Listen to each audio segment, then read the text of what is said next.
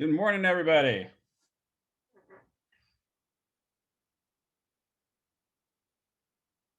Not all at once. Good morning. Good morning, Joseph. How are you? I'm doing all right. How are you? Not too bad. Sorry, I Good. missed the other day. I apologize about that. We had a week off from the Ignite classes, and I lost track of the week. So sorry about that, everybody. So if you're on here on Monday, I apologize about that. But anyway, I'm Jared. Welcome, everybody who's new. I don't see too many people yet from last sessions, but I know a couple people do need to finish a couple of them. So when they come back, I'll say hi. But let's start. I just want to introduce myself and get to know everybody on these classes. They're virtual, so that's kind of a fun thing that we have to do in the time being. But in the meantime, I'll just start with somebody to my left, Kimberly Williams. How are you? Good, how are you? I'm good. Are you new to real estate? Are you switching offices? What's your story? New. Welcome. Did you get your license Thank yet? Or you. are you working on that? I have it. Awesome. Congratulations. Yeah, thank you. Welcome. Welcome. Are you in the Beverly Hills office or one of the other offices? Newport Beach. Awesome. Newport. I know quite a few agents from there. Well, welcome. Newport is awesome. Thank you. And I hope you enjoy the classes. Thank Joseph, you. Yes. how are you? I know that you're relatively new. Do you have your license or? Oh, I'm not that new. I've been doing real estate for about a year and 8 months. I've done about 5 transactions. So I'm not so new. I know I just, all my transactions kind of just been my sphere of influence. I never really drummed up any business. I love it. Well, this is the perfect class for drumming up additional business.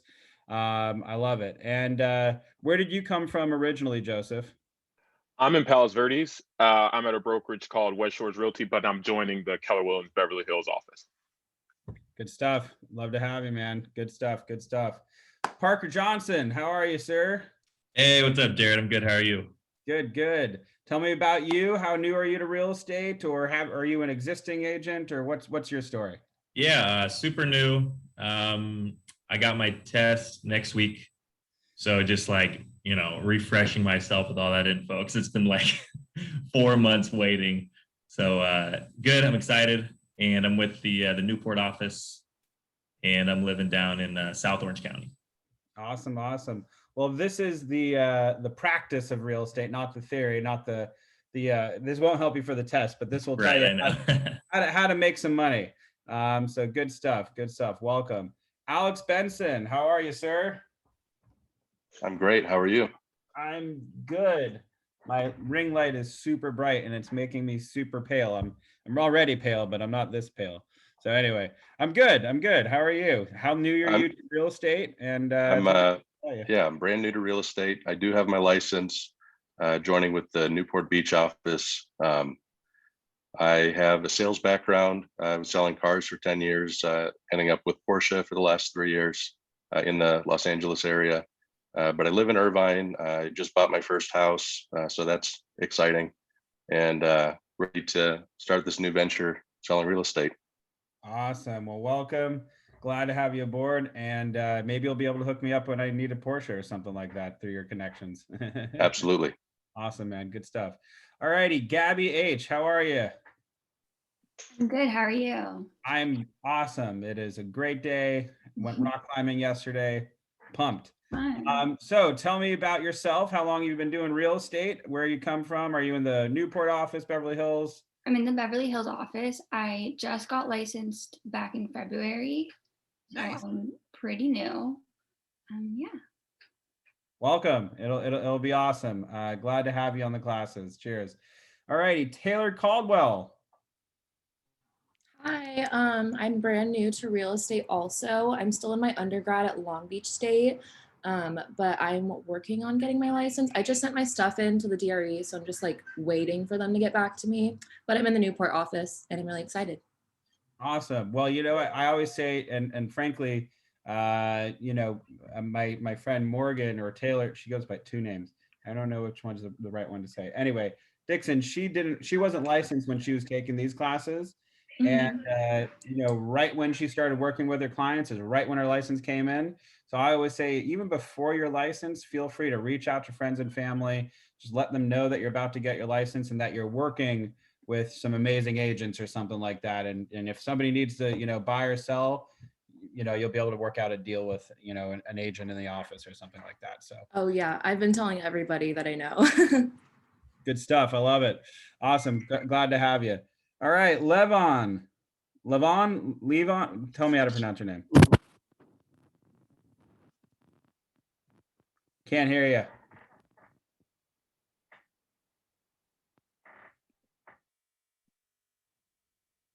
No. Can you guys hear him? No.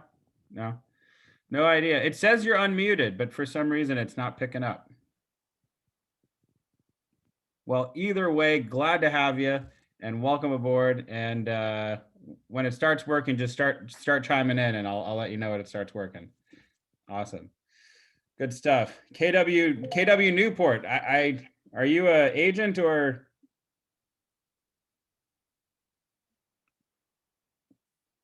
Okay, I see KW Newport, but I don't know if that's okay.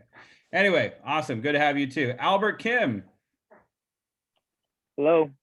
Hey Albert, how goes it? I am actually good too. I'm new to the real estate business. I moved from hospitality. I have my degree in hospitality as well. And I'm in the Keller Williams Beverly Hills office.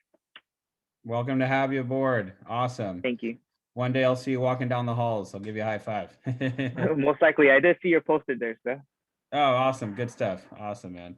And Josh Snyder, I know you. Josh, how are you, bud? Doing well, man. How about yourself? Not too shabby. It was nice having a little week off. I got so relaxed that I forgot it started on Monday and I totally missed the class. So oops. But anyway, good to see you again. Awesome. Josh is a new agent. He's already, making waves out of the start. So good stuff. All right, move on to the next. Mark, Mark, how are you, Mark?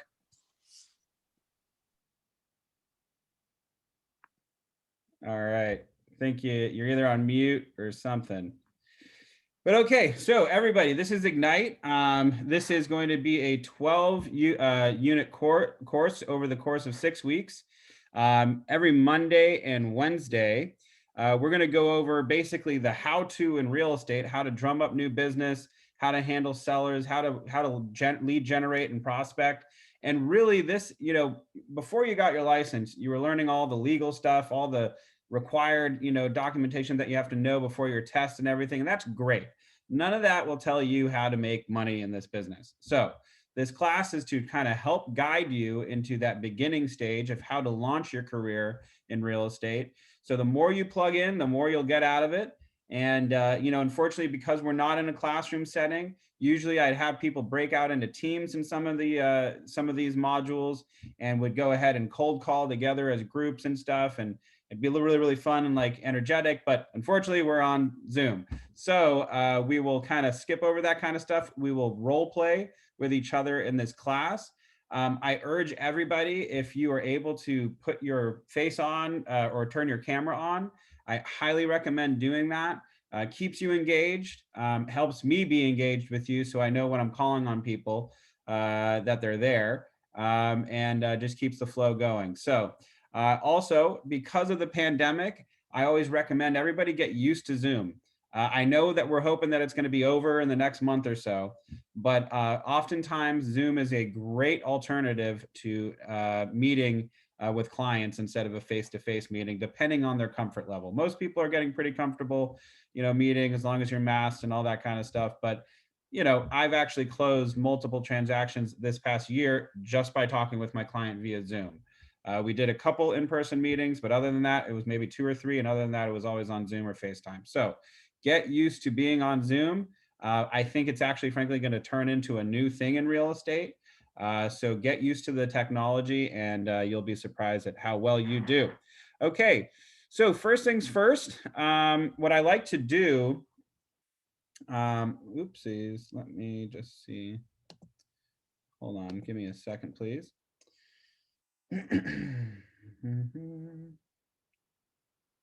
One sec. I like to go over what I like to call our numbers. If anybody does the power sessions with Josh, we do this all the time. Oh, that's not the one that I wanted. Huh. Give me 1 second.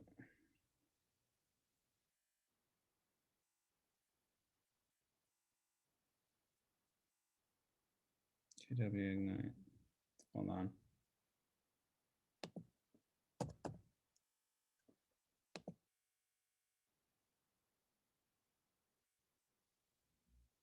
Huh.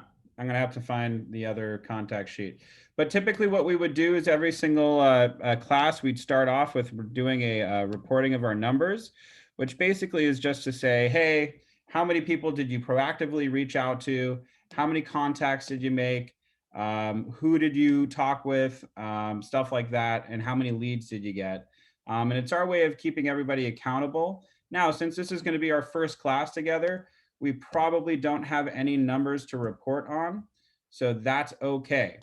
So from here on out, though, for the next class, we'll be going over our numbers, and we'll go over them and keep everybody accountable and see how many people we can actually reach out to, and more importantly, if you're cold calling or you're reaching out to people, and we'll get into a little bit more about what cold calling is in a bit, but when you're reaching out to people, if something went wrong, I want to hear about it. And in fact, everybody else wants to hear about it, because when we figure out what went wrong or what we did wrong, that's when we grow the most. And so that's where we're supposed to be at right now in our careers. We're just starting out. We're going to be making mistakes, and we want to share those mistakes so we can all learn from them. And this is a safe place to share. Everything that we share within this classroom or virtual classroom stays between us and people in our brokerage.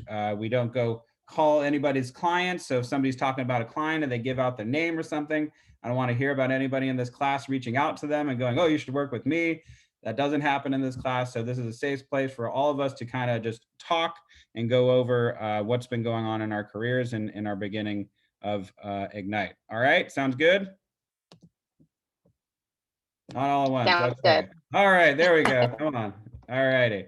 So, okay, so what we're going to be going over today is Ignite Power Session 1, Ignite Your Business. Here we go. All right, I'm going to share my screen so we could all read along together. Okay, so Ignite Your Business. To build careers worth having, business worth owning, lives worth living, experiences worth giving, and legacies worth leaving. All righty. So one thing that I will say in this program is there's a lot of pages. I'm going to try not to go over all 70 pages because we'll be here until 2 o'clock. So we're going to kind of skip through a couple of these things just so we can get into the meat and potatoes, so to speak. But first things first is getting our head in the game. You're embarking on a new exciting challenge and challenging adventure, leaving your former life behind. Get your heart and head in the right place as we begin this adventure. Get your head in the game. Write your answers to discuss the following questions in class. So obviously we don't have to write them down, but I'd like you all to chime in whenever you have an answer to any of these questions. Some of them are, I'm sharing the instructor version, so you'll see some of the answers here.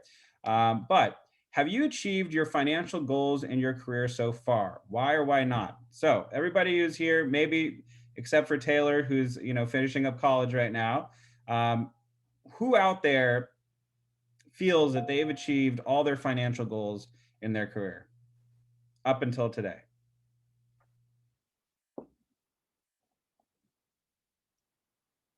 Come on, it's okay.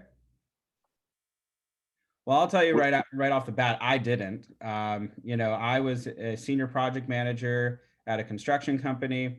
I was making a lot of money. I got into a point where I was, in a profit share situation. I got, 5 to 7%, depending on the project, of all of my construction jobs of the profit. So believe me, it was quite a bit of money, but I wasn't happy. So for me, I didn't reach maybe some close to my financial goals, but my life goals were not met. What is the one thing that makes one real estate agent more successful than others? So I know that we're just starting out on this, but what do you think makes agents super, super successful? And I know the answer is right there, so feel free to chime in. Discipline. Yes, I think that's it's attitude. fair enough. I love them. I love it. What is lead generation? Oh shit! Here we go. Crazy, right? I love it. So yes, but I will say this: discipline is very, very important. Without discipline and consistency, you won't be doing the lead generation. So I do like that answer, and also attitude is definitely really good. Why don't all agents do this? Can you hear me? Yeah, I can hear you now. Oh, okay, nice. Well, I don't know the answer to that yet, but I was just reading. Just wanted to know if you can hear me. Yes, we can finally hear you now, bud. Good All right, stuff. sounds good. Awesome, man.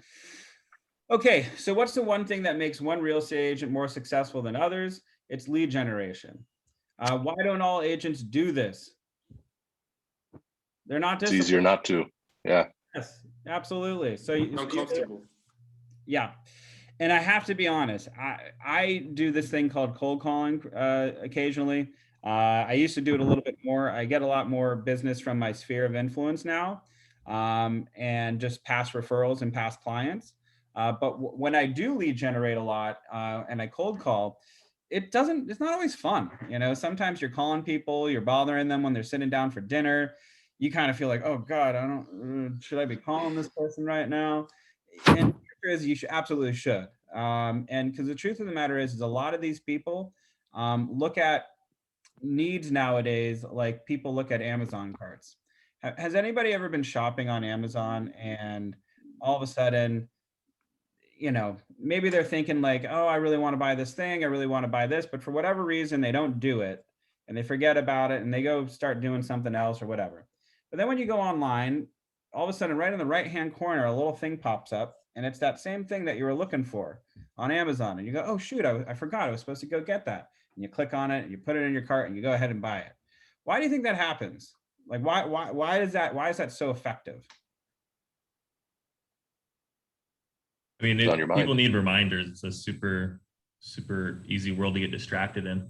Yeah, absolutely. Yeah, and I mean, and by the by, there's no right or wrong answers to all these things. I'm not tricking you. There's no real trick questions that I have out for you, but that's the same for real estate. And you'd be so surprised that, you know, especially, you know, now that we're roaring into spring again, you know, things are getting better as far as the coronavirus situation, and you know, things are opening up again. People are starting to think about those plans that they were putting on hold from last year. So going ahead and giving people a random call on the phone going, hi, my name is Jared Medlinski. I'm with Keller Williams, Beverly Hills. Just wanted to introduce myself. Just so you know, I have a property up in Bel Air that's for sale. I'm just calling the neighborhood to introduce myself and ask if you know anybody who's interested in buying or selling real estate this spring or summer. And you'd be surprised at how many people go, oh, you know what? I was thinking about selling last year, but the whole pandemic thing happened. Yeah, you know, actually, I am interested. Isn't it a really strong seller's market right now? And bam, now you're in that conversation. So lead generation, being disciplined and consistently doing it is going to bring so much business to you. And as long as you're consistent and disciplined in what you're doing. All right. So how do we feel about lead generation? Does it scare you? Does it excite you? Does, you know, how does it make you feel? I mean, pretty I'd rather uncomfortable. hire someone to do it. Well, hold on. I like that answer. I want to hire somebody to do it too. But Joseph, you were saying something? Oh, no, it's lead generation. I mean, I guess it can be fun if you can get yourself mentally, you know, or if you get good people that answer the phone that day, I guess. It can be fun. It could be on the spectrum, I guess. It could be horrible. It could be amazing. You know what I mean? So, and you never know the type of people that you're going to bump into, you know, when you're cold calling or door knocking and stuff like that. And I guess I wonder too, sometimes, you know, I used to practice scripts, and, you know, sometimes when you practice your scripts and you start to, you know the type of real estate lingo and stuff like that, then you're a little bit more confident, you know, because you get objections from people, and you kind of know how to handle those objections because you've heard them in your scripts that you practiced. You know what I mean? Right. Absolutely. I hear you on that. Yeah. And, lead gen can be fun. For me, when I get into like what I like to call like my flow, it is really fun. Frankly, it's almost like it's like a challenge for me. It's like, how many leads can I get today? All right, I think I can get 5. I'm gonna go for 5, and then I hit 5, and I'm like, all right, F it, I'm gonna go for 10, and I'm just having fun with it at that point, and it is fun. But I will say this: the first, I don't know, 2 or 3 times that I tried it, it was miserable. I was stumbling over my words. I was saying, just the wrong things. Like, I was like, so do you want to sell your house? And they hang up. I'm like, all right, okay. And it just, I didn't have the confidence maybe, but with disciplined action, that I'm very confident now. And in fact, I love doing it. And in fact, before the pandemic happened, I used to get into like, a group of like 3 people, and we'd all be in like this, like the classroom in the Beverly Hills office. And one person would have one corner, the other another corner. We'd all be cold calling at the same time. And it was just fun. Just like, dude, I got another one. Yeah. We'd all high five, maybe take a shot of tequila, whatever. I don't promote drinking in the office. But anyway, no, but make it fun. Don't be reckless. I'm kidding. But have fun with it. Anyway, now I do have a question.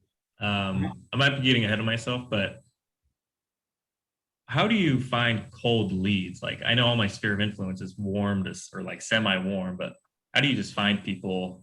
Is that through like the referral system? You're saying like that's Sure. a cold call. We will get to that in a little bit, so remind me that. But real quick before we jump onto that, who was the one who said, I want to hire someone to do it? I didn't see. Me, Kimberly. Kimberly Williams. Awesome. Kimberly, I love that. I want to hire somebody to do it too. But let's investigate that idea. Sure. So, hiring people. I think that, making your first hire is one of the most important things you can do in your business. That said, are you a new agent? I'm a new agent, but I have over 20 years of experience in mortgage, real estate, and lending. I'm Nice. the back end. So this would be my first sales. Yeah. I love it. So what I like to think is, Kimberly, if you were going to hire somebody to cold call for you or lead generate for you, how much would you pay them an hour? Minimum wage, and then for every lead, they would get commission. Okay, would you do that job for minimum wage? No, of course not. I have experience. I wouldn't do it for minimum wage. Well, no, I understand what you're saying, but this is your first sales thing, right? Mm-hmm. Correct. So just out of curiosity, do you have experience in sales? No. Okay, so yeah. No, I won't say that. Go ahead. What were you gonna say? So my whole thing is sitting at a phone for I don't know, 4 hours out of the day, making hundreds of calls. I would definitely want to make maybe like $10 to $12 an hour, something like that. Minimum wage is more than that now, isn't it? It is. It's $15. Yeah, it's like $15. It's $15 an hour. Oh, wow. 15. Wow. So I'll pay you. So I'll pay you 10. I'll pay you 10. There you go. You're hired. Sorry, when I was first starting work, minimum wage was a lot less. I'm aging myself now. I apologize, everybody. So let's say it's $15 an hour. All right. Mm-hmm. So it's $15 an hour. They're doing it 4 hours a day. That's $60 a day times 5 days a week. That's $300 a week. So yeah, you could probably find somebody to do that for $300 a week. Now, 300 times 4 weeks out of the year, it's about $1,200 a month, give or take, times 12 months out of the year. So that's $14,400 a year in a hire in your first year of real estate. Would you be committed to paying that right now? Yes. Fair enough. And you could probably do that. Now, what if in that first year, instead of having somebody else do that, you did it yourself for the first couple months until you got a sale, and then took that money from the sale and then put it towards a hire? You see what I'm saying? My point is that when I first got into real estate, and I'm just telling you from experience, and everybody's experience is going to be very different. I bought Zillow leads, and I spent probably around $11,000 to $12,000 that first year in just Zillow leads, and I did not close one of them. I'm sorry, what was that last part? I did not close a single one of them. Now, Okay. I did end up closing about 4 of those people a year and a half later. It just because when they called, they thought they were ready to buy. The market was a little bit higher up. They realized they had to fix a couple things in their credit. We got them pre-approved. It wasn't for as much as they wanted to get pre-approved for. And eventually 4 of those people did close a deal with me, but it was about 1.5 to 2 years later. Now, the point that I want, and Kimberly, you are fully aware of this. Were you doing lending or escrow, did you say? I've done it all. So I've done loan processing, underwriting, escrow, Perfect. title, post So closing. I've done everything. how often do you have a person thinking that they're ready to rock and roll and buy, only to find out that they have a couple things wrong with their credit, or a couple things wrong with this, or a couple things wrong with that? And in fact, it's not going to be this year, it's going to be next year. About 50%. About 50%. Mhm. So my point is when you're a lender, you have all these different agents who are like your lead generation sources. They're going out and calling all these people on your behalf and sending them your way to get them pre-approved, to get them, qualified, or maybe you found a couple people on your own. But my point is the structure of the real estate end of the business is a little bit different. You either got to, put some sweat equity in, or like you said, you have to pay for it. Now, I think that if you have a trained group of people who are willing to cold call on your behalf, and you know that they know exactly what to say and they're good at it, then it might be a viable way for you to do that. But I will say this, that the MREA, the Millionaire Real Estate Agent, the book says you should probably try to keep your cost year one as low as possible. And the reason for that is because there will be other marketing expenses that come up that could eat into that $14,000 that you're now paying for somebody else. So I always just say, and I love that, by the by, that you said that, because you should end up getting a hire to do these types of things for you. But oftentimes, for a lot of people, you probably want to, get a couple deals under your belt before you invest into somebody, cold calling on your behalf full time. Now, everybody's financial picture is different. So if you are able to afford that, then by all means go for it, because it'll make your life a lot easier, and you'll be just kind of more of a managerial kind of operation, which is great. It frees you up a lot. You're allowed to focus on what's important rather than the day-to-day of cold calling constantly. But for most people, I would recommend going ahead and putting in the sweat equity and calling and getting leads the down and dirty way. Okay, but good stuff, Kimberly. Thank you for playing that out with me. I really appreciate it. You're welcome. And honestly, by the by, if you feel that you could do that, I'm all for that. By the way, so okay, your business. There's one thing that can propel you forward in a career. What is it? The secret is simple, and it is not a secret at all. It is lead generation. And you're going to learn this skill. You're going to learn this skill and do a lot of it in the course. So get used to it. Winning reality quickly. You are in sales. Yes, sales. Your livelihood is dependent on the number of homes you help others buy or sell. Gary Keller, the co-founder of the company, says that you're actually in 2 businesses in this order: the business of lead generation and the business of real estate. Mindset and attitude matters. You may think that lead generation will be making calls that are bothering and annoying to people. We all feel that way, especially when we feel like we're being sold to. However, when you adopt an attitude of contribution, a significant shift happens in how people respond. Change your mindset to focus on a service. Now, one thing I want to touch upon, why do you think they say lead generation first, real estate second? You're not going to have any real estate if you don't have any leads. Bingo. Big time. Our main facet in this business is to always be lead generating one way or another. Whether that's, reaching out to your sphere of influence, such as your friends, family, old coworkers, aunts, cousins, mechanics, dentists, doctors, your lawyer, doesn't matter who it is, you should be reaching out to people constantly. And there's the truth of the matter is we have this little pictogram that I like to look at, and it's a funnel. And the funnel starts with lead generation, and then it goes through the contract to close process. But the main thing is it all begins with lead generation.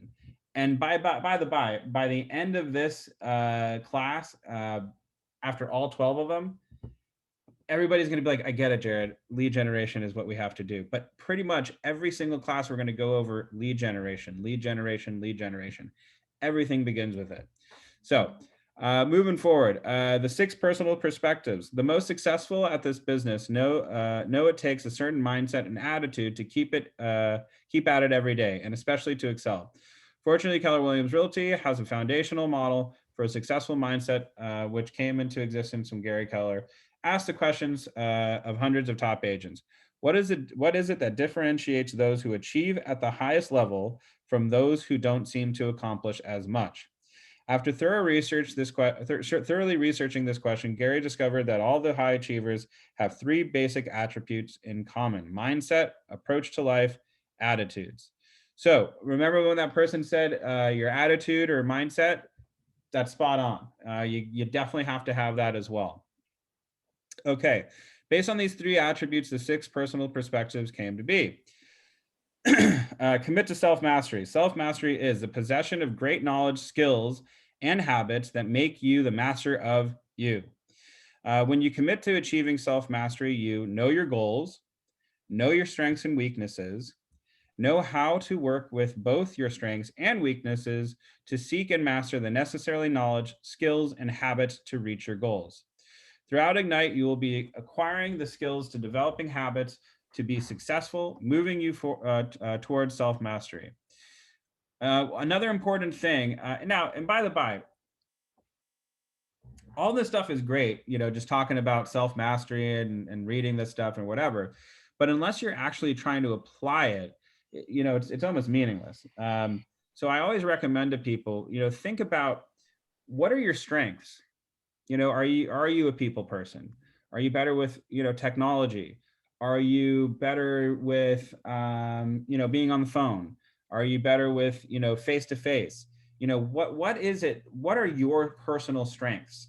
And really focus on those and dive into it. And then also at the same time, recognize what your weaknesses are. And that, by the by, your weaknesses might be your first hire, like Kimberly was talking about. If you feel that you're not going to be really great at, being on the phone, lead generating all the time, then that definitely should maybe be your next hire, once you get the ball rolling a little bit in the business. My whole philosophy in business is I don't want to spend money out until I'm bringing money in. Or at least I want to keep my costs as low as possible until I'm starting to have some form of revenue coming into the business. A lot of people will say, well, you got to spend money to make money. Yeah, well, that's fine when you have $1 million backing you. So a lot of these big companies who create smaller companies already have, capital backing them. For the average person or small business owner, that's not the case. So try to bootstrap it a little bit. And once you get money rolling in, focus on putting money towards where you are maybe lacking. And as a kind of like a counterbalance, if that makes sense. Anyway. Commit to the 80-20 principle. I have a question. Yes. But, if you hire somebody to do lead generating and stuff like that, so then when it comes down when it comes time, when it comes time to do like the listing presentation and actually closing the deal, wouldn't it be better if you had the one-on-one connection with that person than if somebody else drummed up the lead and then you went to that person's house and started trying to talk to them and they're like, who are you? No. So just so you know, when you have people doing lead generation for you, it's going to seem somewhat like this. I don't have people doing my own lead generation for me. One, I don't think they're as good as I am. And two, I don't want to pay that kind of money because I think I can do it better. So why fix it if it's not broken is my philosophy. But for some people, they do want to do that. And typically that model looks something like this. Hi, Mr. and Mrs. Blankety blank. I'm calling on behalf of Jared Marcus Property Partners. We're just curious to see if you're interested in buying, selling, or investing in real estate. The market is very interesting, and we just want to know if you're willing to take advantage of the opportunities presented in today's market. And then they shut up. And then they listen to the other person and they go, yeah, you know what? I am interested. Great. Well, let me get you in contact with Jared or one of our partners, and they'd love to speak with you. And then that call gets patched over either to my phone or somebody on my team's phone or something like that. And that's typically how it's done. So you're right. So you don't have this like, well, I was just talking to this person. The truth of the matter is you can't talk about real estate really unless you have a real estate license. And if somebody on your hire is talking about the intricacies of real estate to a potential client, that's an issue there. That person could be advising them in ways that are not advisable. So there's a liability issue there. So that's also another reason why it's kicked over to the real estate agent. But again, I don't recommend people in their first, couple months of real estate to do that hire by any means. I really don't. Now, if you have a background in real estate like Kimberly, it may work. That may be good. She has clients that she's helped with lending and escrow and all that kind of stuff. So that might very well be okay. But for the average person just getting into real estate, I would not do that at first. I would put in some sweat equity and then build your business from there on out. I'm working towards my first couple hires, frankly, and as much as I want to say I'm there, I'm not. It would just, I'd be spending $14,000 plus a year, and that's yeah, I could keep that. I could put that in my savings. But then again, the argument is you could grow even more. So who knows? Anyway, now commit to the 80-20 principle. The idea that 20% of your actions lead to 80% of the results may be one of the most powerful principles that you can apply to your life. It's about getting the most from your time and effort. It's about maximizing your results. It's about having focus. In Ignite, we identify your 20% for you. The money-making activity, lead generation. So let me ask you, what is, do we understand that principle? That 20% of your actions lead to 80% of the results. What does that mean? Do you think working on your website for 5 hours a day for 2 weeks is going to bring you business? Maybe. Do you? It could, maybe. I mean, how is it bringing you business? Well, possibly if you don't have a good website or other kind of standard marketing, you could lose business. You might start off strong with a cold lead, then they look into you and you don't have the kind of website they've seen other agents have. You don't have other marketing materials. So I think there is some importance. Okay. So at least having a functional website. Good thing about Keller Williams is they give it to you. When you sign up, they give you a website that is functional, that has actually been researched to ensure that it is consumer friendly, so to speak. So let's say that you get that, but sometimes you want to jazz it up and make it super, super personal. Do you think that website is really going to help you bring in more business? Not if it's not getting traffic. There we go. That's what I'm talking about. So yes, I do see the importance of having a good website, Alex, but unless it's getting you enough traffic, it's not going to really do you much service. So what is more important than the website then? If traffic is what we're looking for, Right, being seen. how do we do that? I mean, we talked about some things like the cold calling, sphere of influence, advertising.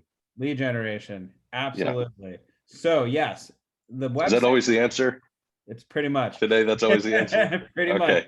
So my point is, you know, the website is great. And believe me, don't get me wrong. I've seen some websites that are gorgeous and I'm like, oh my gosh, I wish this was my website. But the truth of the matter is, unless you are effectively marketing that website and, you know, doing a search engine optimized marketing on, you know, Google ads and Facebook ads and, you know, Instagram ads and really getting it out there, it's not going to do you too much good. So you need to really learn how to perfect the art of lead generation in a digital realm to really, you know, make up, you know, to really make your website really worth your while. So my point is it rather than spending 80% of your time on building your website, you really should be, you know, focusing on the 20% that's making you your business, which is how do I learn how to lead generate in a digital world? How do I learn how to, you know, bring traffic to my website?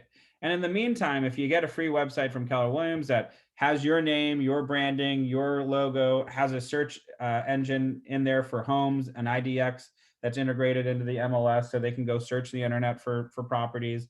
It has a lead capture form, you know, it has all that kind of stuff. It has a bio about you and about me and all that kind of stuff. That's all it really needs to be, you know, when you first start.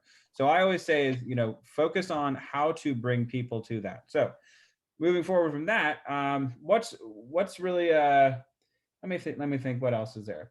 You know, my business cards, I really wanted to perfect them. Should I be spending, you know, 5 hours a day on my business cards, or are business cards really that important? I don't believe in business cards. I believe in you because I don't either. So my mom had a real estate background, but she's been retired from any kind of work for a while.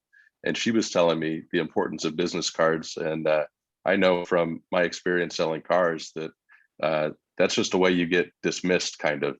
You know, when somebody asks for a card, my comeback would always be, you know, I have something better than a card. I have a car, and I'm here now and you're here now. So I imagine the same principles are true with real estate. When somebody's asking for a card, you don't have a deal. Yeah, it's basically like, so just so that everybody knows, here's my business card. All right, I don't know if you can see it because I can't see myself on this, but all right, so here's my business card. This is the standard card that's given out at Keller Williams when you join the office, at least in the Beverly Hills office. The only difference is I rounded the corners. I have like this nice smooth satin finish on it that feels really nice. And in the back, I stole somebody wrote JM for their initials. My initials are JM. I stole that signature. I put it next to Keller Williams and I called it a day. Like that, I'm done. And I hate to say it, everybody that I give my card out to is like, wow, this is a really nice card. I really, really like it. It's really professional. It looks really good. And yeah, I spent 5 minutes on it. My point is you're absolutely right, Alex. Handing this out to somebody, what do? They grab it. They're great. I'm throwing it in the trash. Like, and that's it. It's done. Or they put it in their pocket and it sits there for 5 years. But you know, it is good to have cards, but don't spend too much time on it. Learn how to be an effective lead generation expert. So for example, there's all these cool apps that are out there right now. You could have a QR code that literally you'd go like, oh, like, yeah, let me get your number. Open up their camera, scan your QR code, and you just like, you know, now you have, you know, they're each other's numbers. There's even those like tap or glide thingy-majiggers where you just tap the phone together and you have their contact information. Or better yet, if you're not super technical, you're talking to somebody out and about and they say that they're interested in real estate, be like, great. Hey, let's follow up. it sounds like, this is a conversation we should continue. Can I give you a call or text you sometime tomorrow or maybe later this week? Yeah, sure. Great. Let me see your phone real quick. Grab their phone, send yourself a text message, and now you have their contact info. So be proactive when it's about getting information. Handing somebody a card is just an excuse to say, you don't have to call me anymore, or we don't have to talk anymore. So what should we be focusing on is how to actually turn conversations into potential leads. And it goes back to lead generation. Okay, move from me to P. High achievers, and I'm sure we all are always looking for purposeful way. By doing this, they break through the ceiling of their natural behavior. Remember what I was just talking about? Always try to find a purposeful way. So don't just look to make the sexiest, most beautiful website. Learn how to bring traffic to your website, and then worry about making it look all beautiful and sexy and all that kind of stuff. Don't worry about handing out your most beautiful business card that you made. Learn how to capture their information so you can follow up with them. Make everything a purposeful. You must be purposeful in all of your actions when it comes to business. Okay. You can attain a certain level of success utilizing your natural abilities, but expect to be hit a ceiling at some point. Wouldn't you like to achieve greater success and break through that ceiling?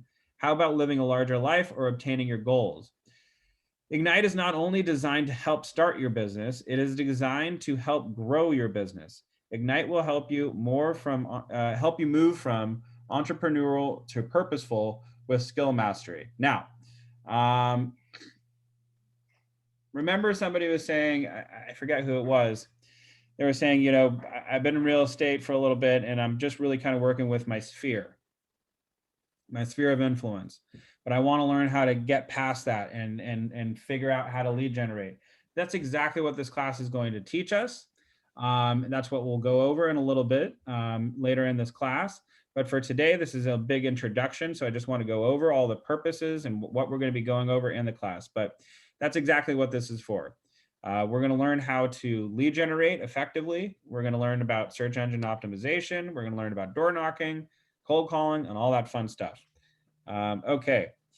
A learning-based individual is an individual who has made the decision to use effective learning as a foundation piece for their action plan to develop their life. Training and education are a big part of moving forward to attain your goals and succeed at a high level. Learning-based individuals commit to the process of acquiring skill-based habits. Ignite is not just to start. Ignite is just a start for you as a learning-based individual. Keller Williams Realty offers learning opportunities for you. All right. Okay. Remove your limiting beliefs. High achievers remove beliefs from their thinking that hold them back. In order to successfully develop at higher levels, you will need to clear your mind of limiting beliefs. For example, are there any of these thoughts that are in your head? And be honest, if any of you are thinking of this at all, be honest, it's totally cool. And if none of you are thinking this, I think that you guys are crazy, because I know I've thought of one or two of these when I first started real estate. I have to be an expert to know everything before I could begin my business. I am not valid yet. Anybody else feel that way in the beginning? I do. Perfect. Me too, bud. And I'll tell you a little story about that in a second. I don't think I can achieve a profit goal that will fund my life this year. I know I've felt that way a couple times. Because I'm not in the business will come to me naturally. I don't need to devote 3 hours each day to lead generation. I don't know. I just use that as an excuse. I don't know if it's like a feeling, but yeah, I've definitely said that to myself sometimes. Oh, it'll come to me. So for the first one, I have to be an expert and know everything. I learned that it's only 7% of what you say that matters. The rest. Yeah. You're absolutely right, bud. And the funny thing is some of the most amazing agents, and by amazing, I don't necessarily mean smartest, I just mean the most profitable agents, are these young kids who, don't have a limiting belief in their entire body. They just got out of college. Maybe they didn't even go to college. They're 18 years old, excuse me. And they're just like out there going for it. And there's nothing holding them back. And they don't know a lick of anything about real estate, but they're getting business because they have so much confidence within themselves that they're like, why can't I do this? I could do this. And they just go for it. I want all of us in this class to just think like that. You know, when you were a little kid, you weren't scared to jump off, you know, that swing or whatever. But when you fell down and hurt your arm, you went, you know what, maybe I shouldn't do that. So we all have limiting beliefs, and they all come from past experiences. And that's natural for us humans to kind of go, well, you know what, I remember I did this and it didn't turn out so well, so maybe I shouldn't do it again. We are always going to be risk averse. But the point is sometimes our own minds create these scenarios that are not even really true. So for example, you know, I shouldn't run too fast, you know, when I'm at the park or when I'm at this. Why? Because I fell and skid my knee. But is that really that big of a deal? Like, yeah, it hurt. And like, yeah, this little like wet, bloody stuff came out, but like, it wasn't a big deal. Like it was over within like 5 minutes. It didn't even hurt anymore. So, you know what, maybe I can keep doing that. So it's just like that in real estate. Now, who was the one who said, I have to be an expert to know everything before I can begin my business? I'm not valid yet. I did. Yes. Okay. When I first started, I remember and this actually might even be all three in one story. I remember I wanted to go out and start lead generating. But part of me was just like, well, nah, I mean, I grew up in Beverly Hills, like people know me, like I'm just going to put Jared Medlinski is in real estate on my Facebook, and all of a sudden the floodgates are going to open and people are just going to start calling me. It didn't happen at all. In fact, people were, you know, they would check in and go, so how's it going? It was almost they wanted to see if I'm good at what I do before they use me. So, you know, keep in mind, a lot of people are going to be like that, and they're going to kind of go, yeah, I'll use you after you've been doing this for a couple of years. Not yet. So, you know, keep that in mind, that you will have some of those sentiments and attitudes, and we'll have to be aware of that. So how can I counteract that kind of sentiment or attitude? I had a lead generate. So I got ready to go door knocking for my first time. And I remember I was living in the Valley at this point. I just, you know, I took an apartment out there. It was, you know, I just quit my job in construction. I was living on savings. I got into real estate, and I was like, I need to, you know, drop my costs down as much as possible. So I got this really cheap apartment, and I was subletting from the owner in the Valley. Anyway, I'm going, you know what? I'm going to go door knocking. I had my trusty business card. I was, you know, holding it like a shield practically. And I walked up to this house, and I was like, all right, I'm going to go knock on the door. And I walked right past the entrance. And then I was like, what are you doing, dude? Like, you got to go knock on the door and introduce yourself. And I'm going to walk up to the door, and I kept walking. I got too scared. And then eventually I walked up to the door holding my business card in my hand, and I ran up to the little mailbox, and I threw my business card in, and I ran away. And I was like, yes, I did it. And I'm like, what did I didn't do anything. Like, if anything, I seemed really sketchy and really weird. I kept walking back and forth in front of this house, and I was too scared to do anything because I didn't think I was good enough. What if they asked me about, yeah, well, how much are the homes being sold for in this neighborhood? What if they asked me about how long have you been in real estate? What if they, you know, all these things started popping up in my head, and I was like, that's what's freaking me out.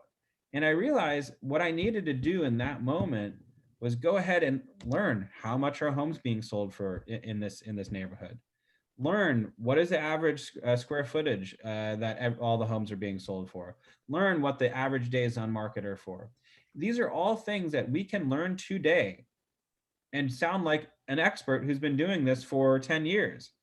So whenever we have these limiting kind of beliefs, remember that we have this amazing thing that we can do. We can learn more, and we can educate ourselves more. So learn how to get that data and, you know, arm yourself with as much data as possible. So the question of how long have you been doing this for never even comes, you know, across the person's mind. It's not even a question. It's not even a consideration.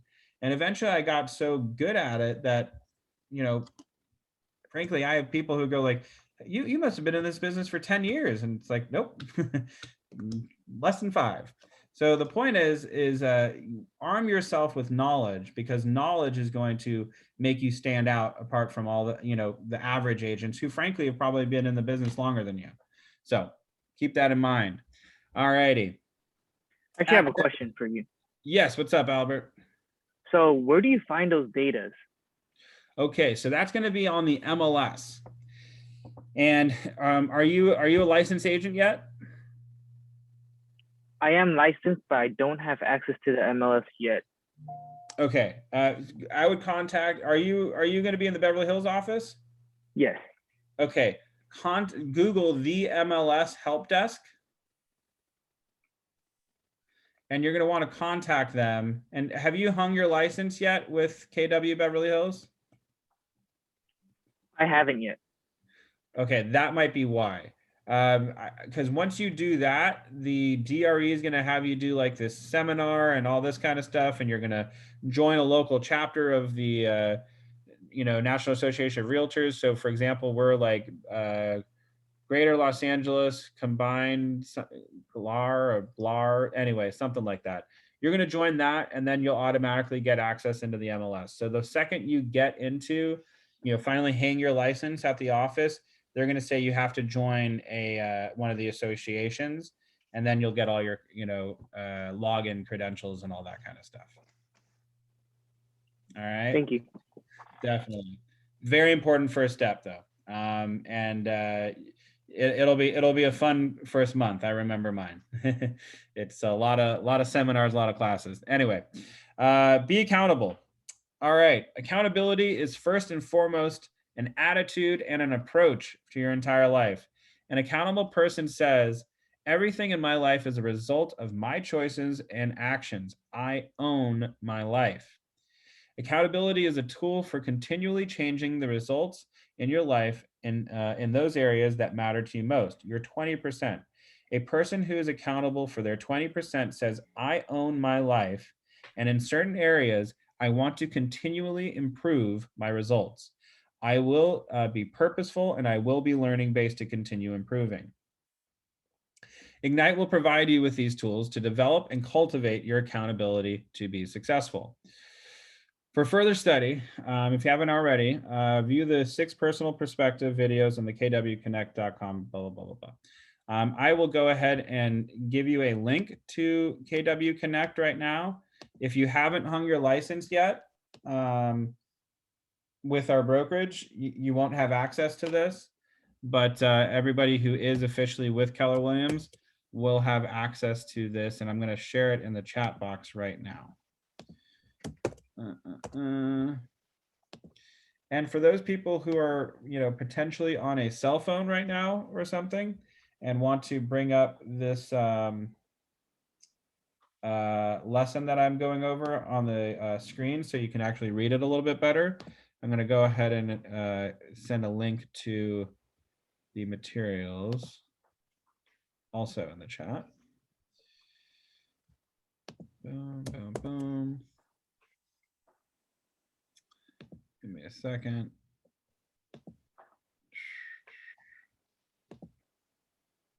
So anybody who wants to view all these materials, this is going to be the main page for all the different modules, 1 through 12.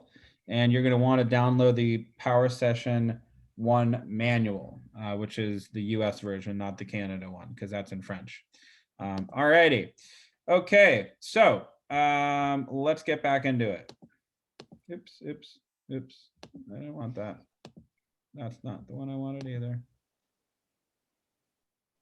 Hey, hold on. What happened there? Oh, yeah, there we go. Okay. All right, let me just make sure I'm on the right page. There we go. Okay. So, getting the most out of this experience. All righty, I'm going to ask people in the class to start reading because I need some water. Who wants to raise their hand and be a reader?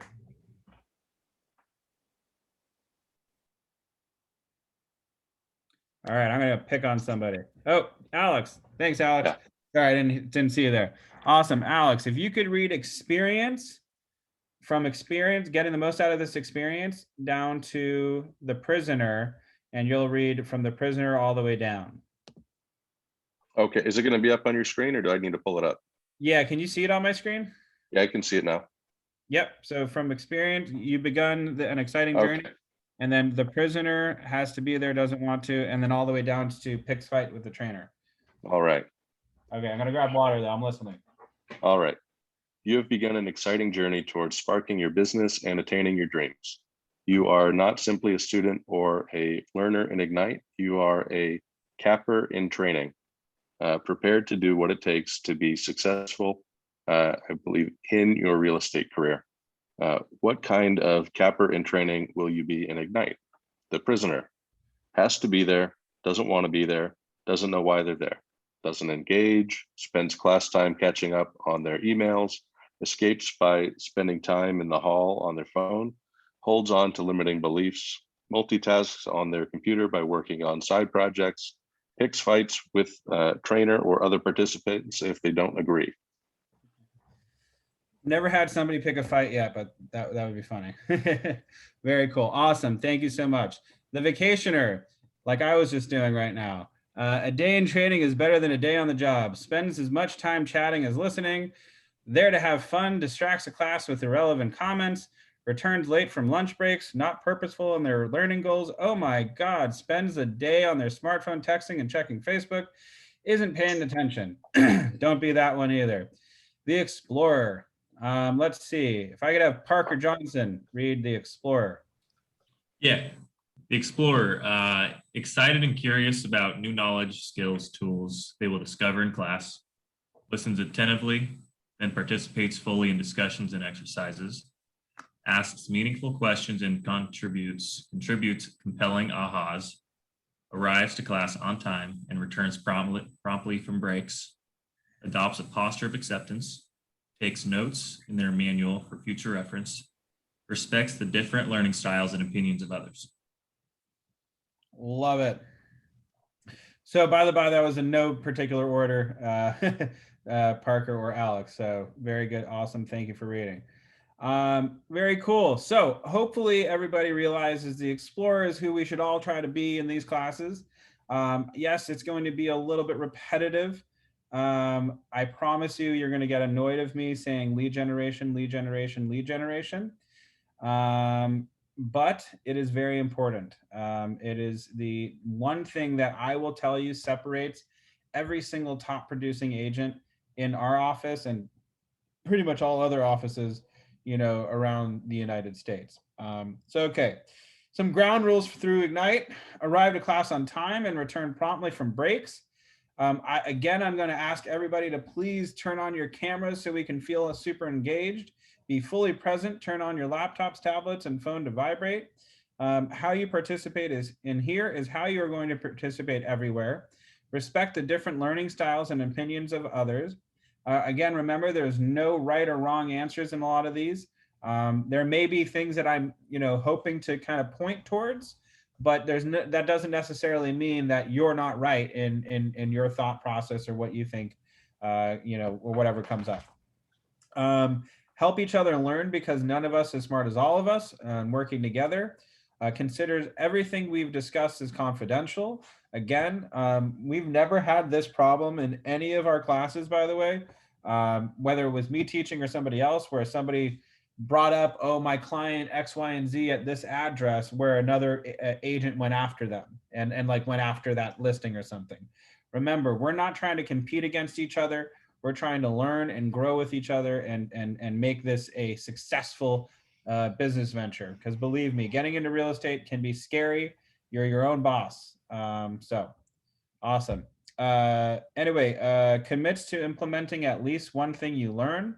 Have fun. Listen, the number 7 is true. We can't be a jack of all trades or a Jane of all trades. We are going to find what works best for us.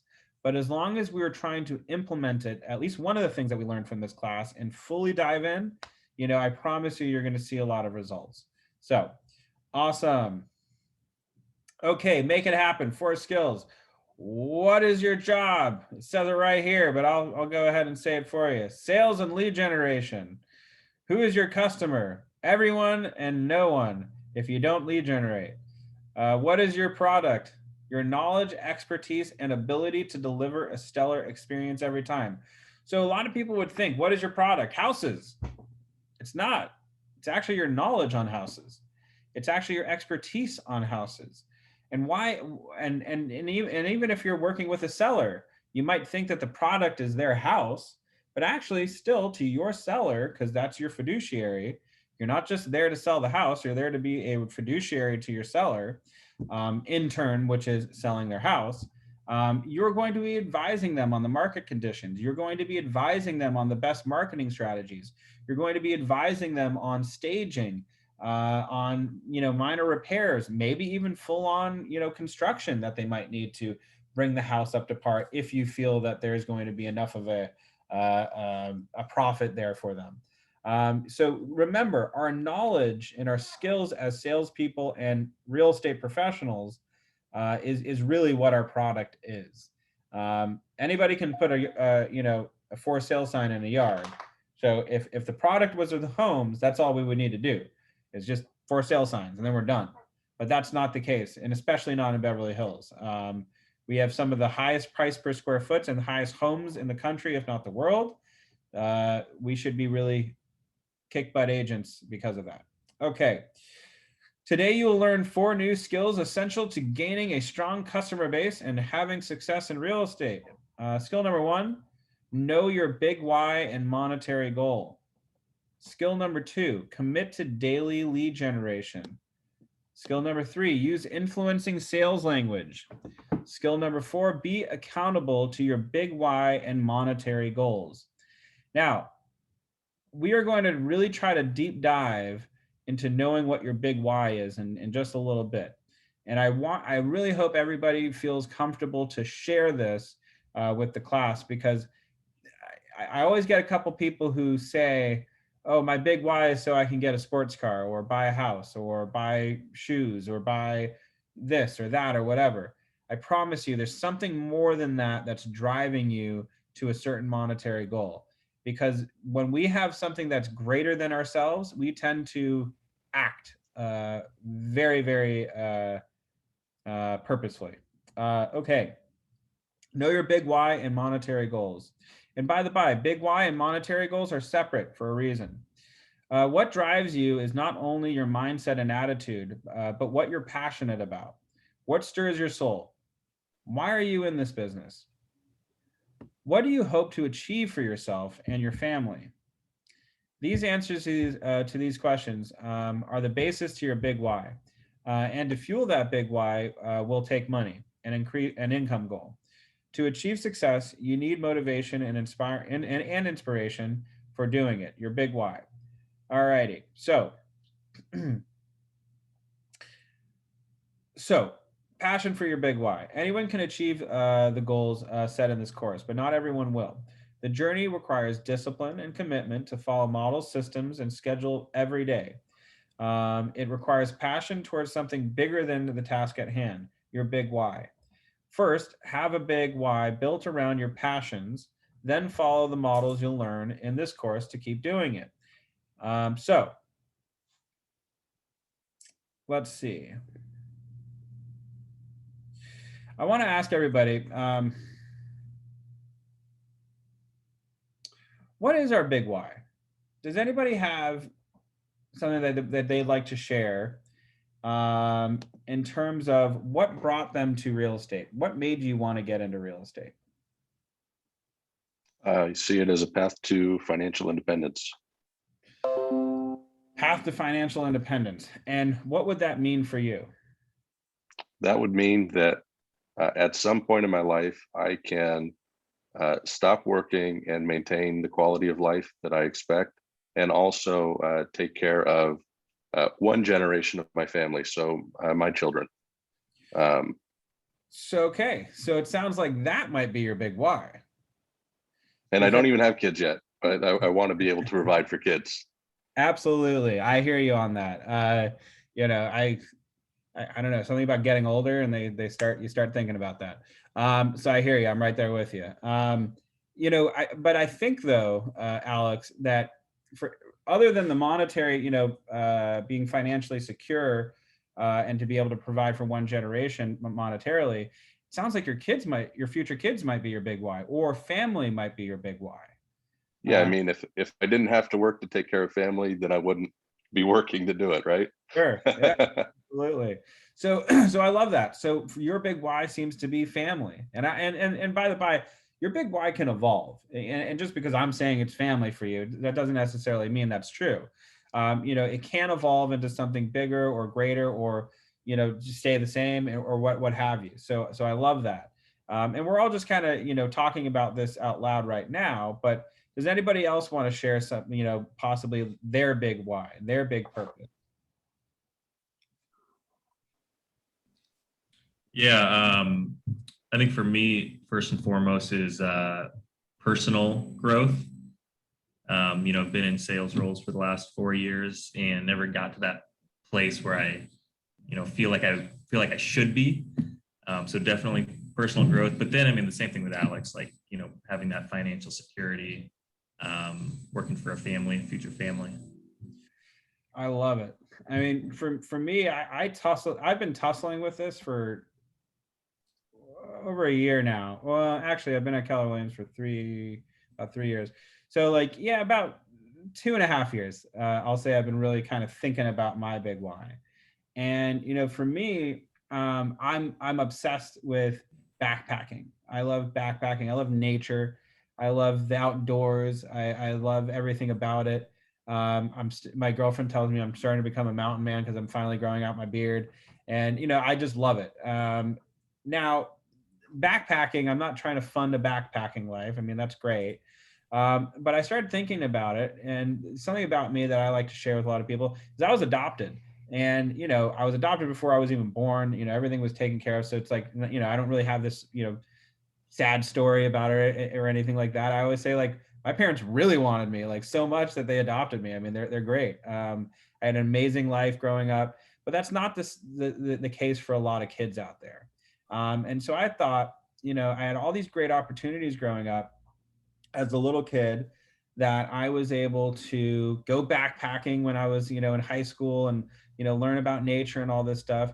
I thought, well, what if I could, like, somehow create an organization where I could, take, like, underprivileged, youth or whatever to, experience nature, to experience backpacking, to experience all these things that I was able to experience. And so for me, I want to fund a life where I'm able to not only provide for my family and my legacy, but to create something, even more amazing for other kids who I would never even, have an opportunity to meet, frankly. Because I mean, for me to be able to, like, go out in nature, like, when I was a little kid, I was a little bit of a punk. I used to smoke pot all the time, partied a lot. And just didn't really focus too much in school, got in a lot of trouble. I love graffiti. Go figure, white boy from Beverly Hills. I love graffiti. That was my big thing.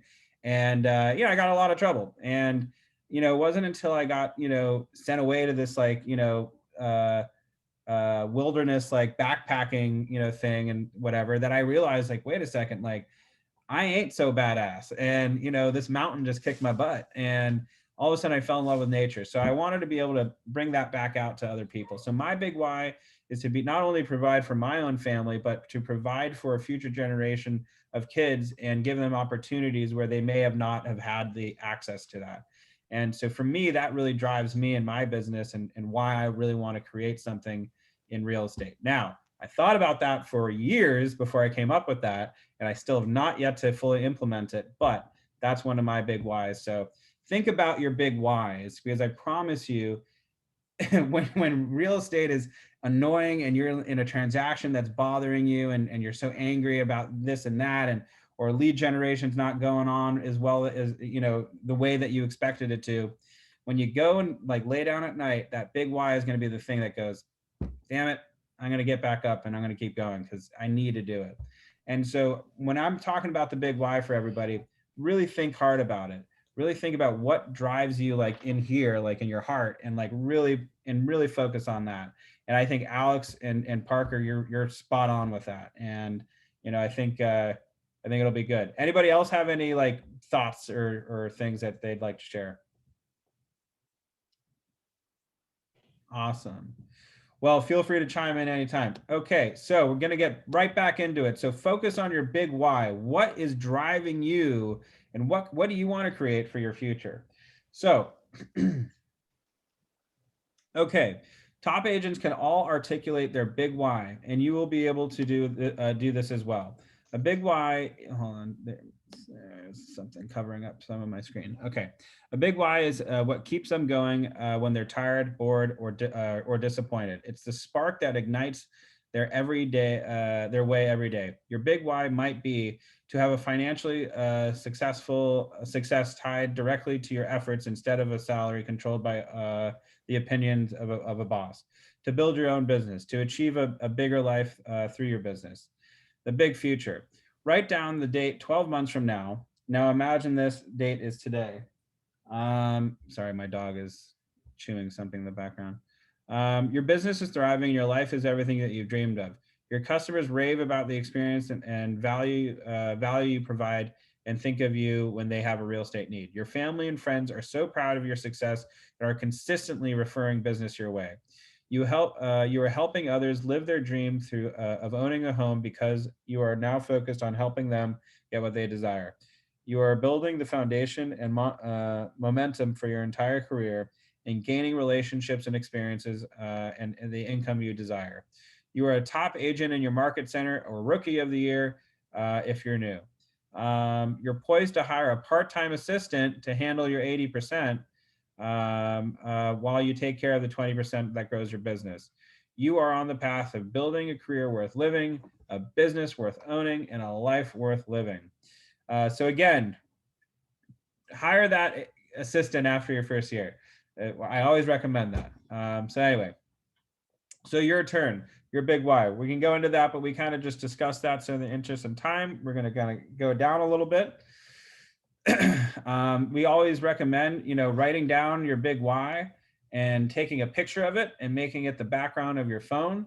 So you see it every single day when you look down at it. Putting things in plain place, in plain view is very, very helpful in this business to kind of keep you motivated. But let's get to the good stuff. Monetary goal. First, you must have a goal to achieve this big why.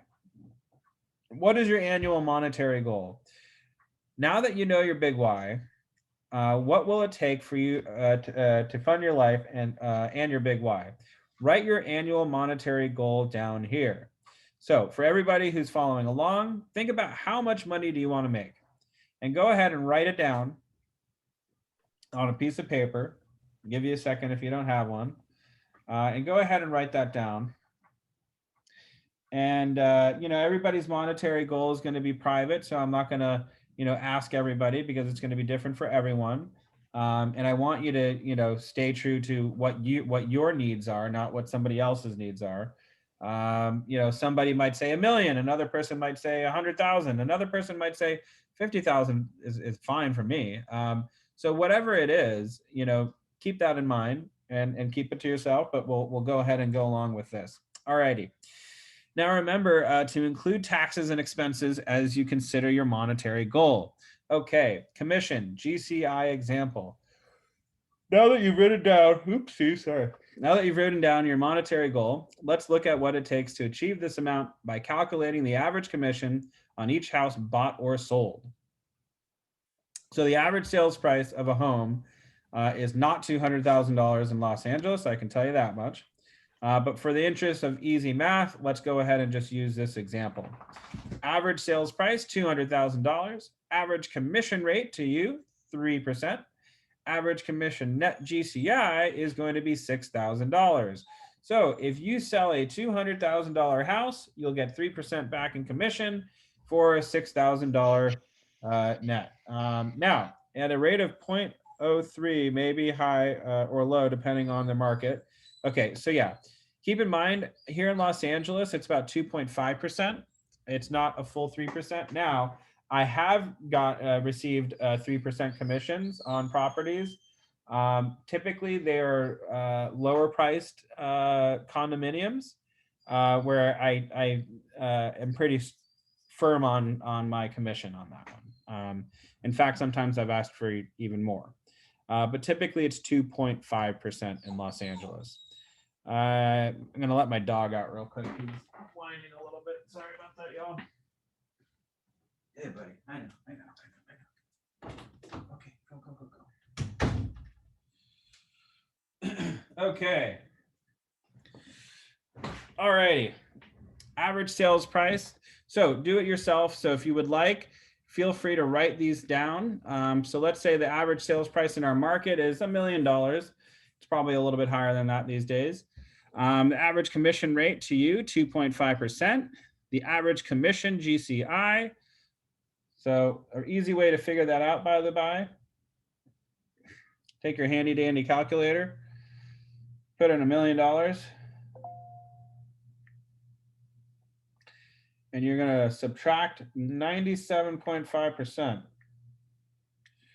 equals $25,000 or 2.5%. Okay. Now you could also do it the reverse way, but that's not the proper mathematical way to get that equation. But you could subtract 2.5% and it'll show you immediately what it is on your calculator as well.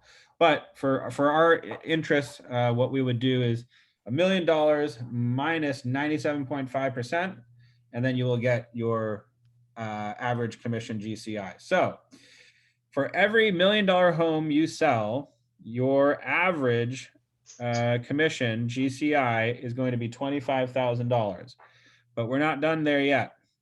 So cap GCI times 30%, capped at 20,000 per market center vary. So our cap in our market center, I forget what it is. I have a feeling I'm a little bit different than some other agents, so I'm not going to put my foot in my mouth. But whatever it is, ask your market center leader what your cap is. I believe we might be upwards to like 40,000. I forget, but it's pretty high because in Keller Williams, Beverly Hills, we have very high sales prices. So that's a little bit different for that marketplace. Okay. You also have a royalty of 6% capped at $3,000, which everybody has for Keller Williams International and all that fun stuff. So for a total of $23,000 in this equation. So what you're going to want to do is then also figure out at what point are you going to be free of your cap and all that fun stuff. So keep in mind, feel free to do these equations. I'm not going to do them all in its entirety just for the sake of time. But on this page 25, 24 and 25, you can go ahead and figure that out for yourself. All right.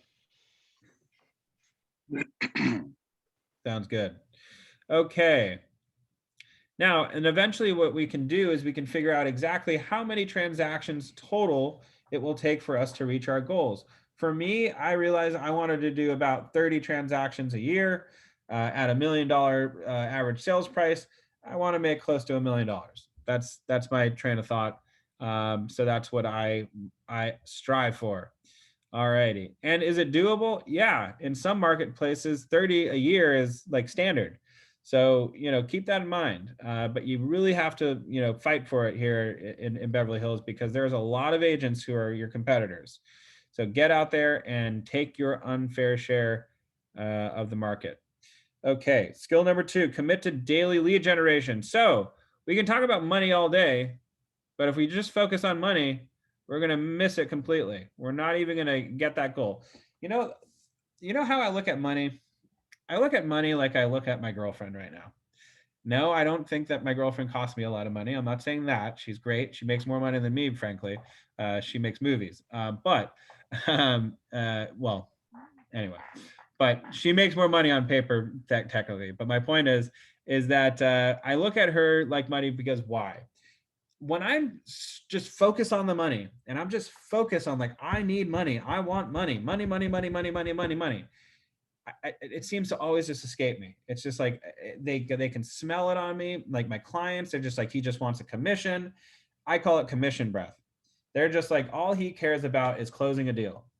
Well, before I dated my girlfriend, I was just going around like, I just really want a girlfriend. Like oh my gosh, I just got out of a relationship. This was 3 years before I met my girlfriend, mind you. But I was like, I just got out of a relationship. I just got out of this. I just want to be back in a relationship. That's what I need. I couldn't even go past a second date. It was horrible. And eventually I got to the point where I was like, you know what? I'm not going to worry about dates. I'm going to worry about myself. I'm going to worry about me. I'm going to build myself back up. I'm going to focus on my career. I'm going to focus on my hobbies. I'm going to get back into rock climbing. I'm going to get back into kayaking. I'm going to get back into backpacking and camping and hanging out with the people that I really love to be with. And sure enough, I had like a date almost every other night for, I don't know, year and a half, to the point where I was like, I don't want to be in a relationship. I love being single. And then all of a sudden, my girlfriend walked into my life and I wasn't expecting it. And I just fell head over heels for her. So my point is when, just like money in life and in partners or whatever, when you're just focused on the end result and you're not focusing on the process of what you need to do to get that end result, like working on yourself, working on your business, for example, forget all that. So let's get into what really, really matters. Well, the money will come. Let's focus on what we need to do to get to that beautiful big paycheck in the sky, and focus and commit to daily lead generation. Again, I'm going back to lead generation. It's very important. Great. You've got a big why and a big monetary goal. So how do you get from here to there? Lead generation. Journey to your monetary goal. If I could have, Alex, if I could read Journey to Your Monetary Goal, this page. Okay. Journey to your monetary goal. If real estate was a factory, if you ran a factory, you would know how long it takes to make a widget, right? Step 1, 2 hours. Step 2, 2 hours. Step 3, 2 hours. Step 4, 2 hours equals 8 hours. You would also know that if you didn't do step 1, at the end of the day, you would have no widgets. Real estate is no different. Lead generation, appointments, agreements, contracts, close equals 90 days. For every day you don't lead generate, 90 days later, you can expect no money. You don't want this to happen. That's pretty profound right there, huh? So, and I can tell you this, in our market, sometimes it could be longer than 90 days. You know, if you're talking about a $5 to $7 million house or $20 million house, even a $1 to $2 million house, it might take longer than 90 days for them to make a decision. But yeah, I guess I want to list. But where am I going to move? You know, my husband's 50, I'm 45, or I'm 50, my husband's 45, whatever. Our tax basis is going to be this. Fine, we sell our house, but where are we going to move in Los Angeles? They got to, make a lot of, money moves. They got to figure some stuff out. Are they going to go up? Are they going to go down in price? Are they going to do this? Are they going to do that? Like, sometimes it could be more than 90 days in LA. So the point is, if this hasn't sunken in yet, lead generation is the most important thing we can do in this business. Because for every day we don't lead generate, that is probably spot on. 90 days, you can expect to not get a payday. I will be very, very impressed that if I see anybody, which by the by, I'm always impressed every single class because somebody does come out of the works with an amazing close during these classes. But the majority of us probably won't close a transaction in the first 90 days of real estate. Really think about that. So if you want to have your unfair share of the market, think of what you would need to do to ensure that you could close something in 90 days. So in my opinion, by the by, it can happen much, much faster in Los Angeles. So in fact, while I just said, yeah, it could take longer than 90 days, well, that just means you need to call more people. You need to contact more people. If you really, really wanted to close something within the next month, you'd be on the phone for 5 hours a day, 7 days a week, just going after it and getting leads and leads and leads and leads and leads, and really only talking with the people who said, yes, I'm interested in buying or selling, and working with them.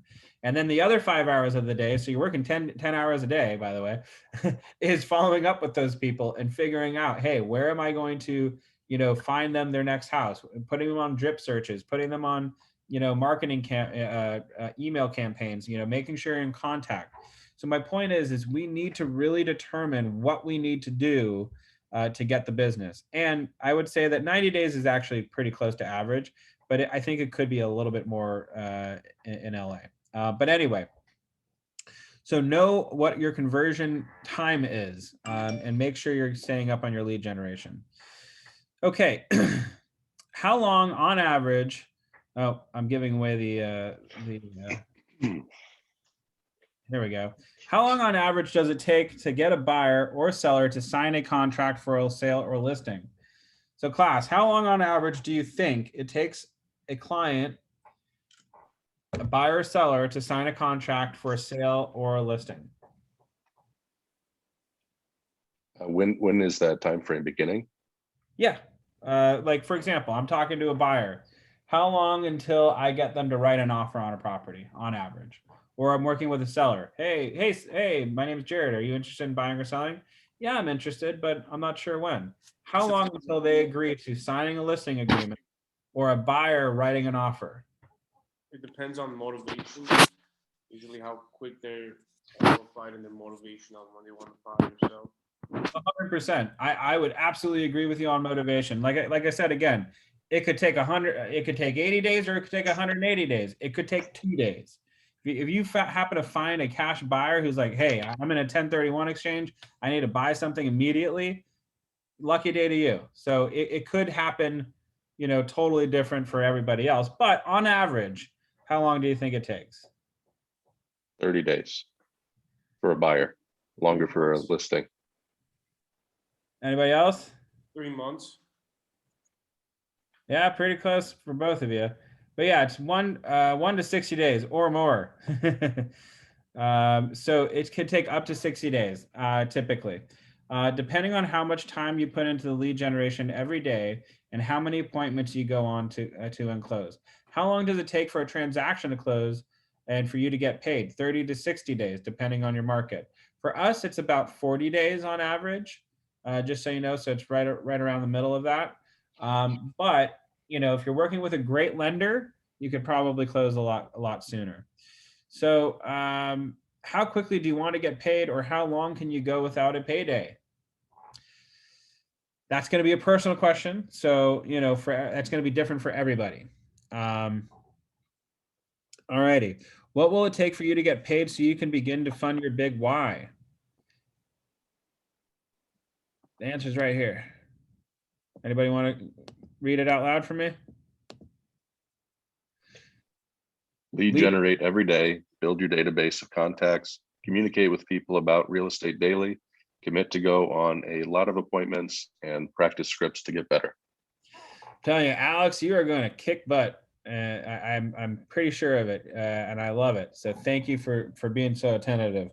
I think that it is very, very true that lead generation daily is important. Now, this is going to be known as my favorite picture or diagram.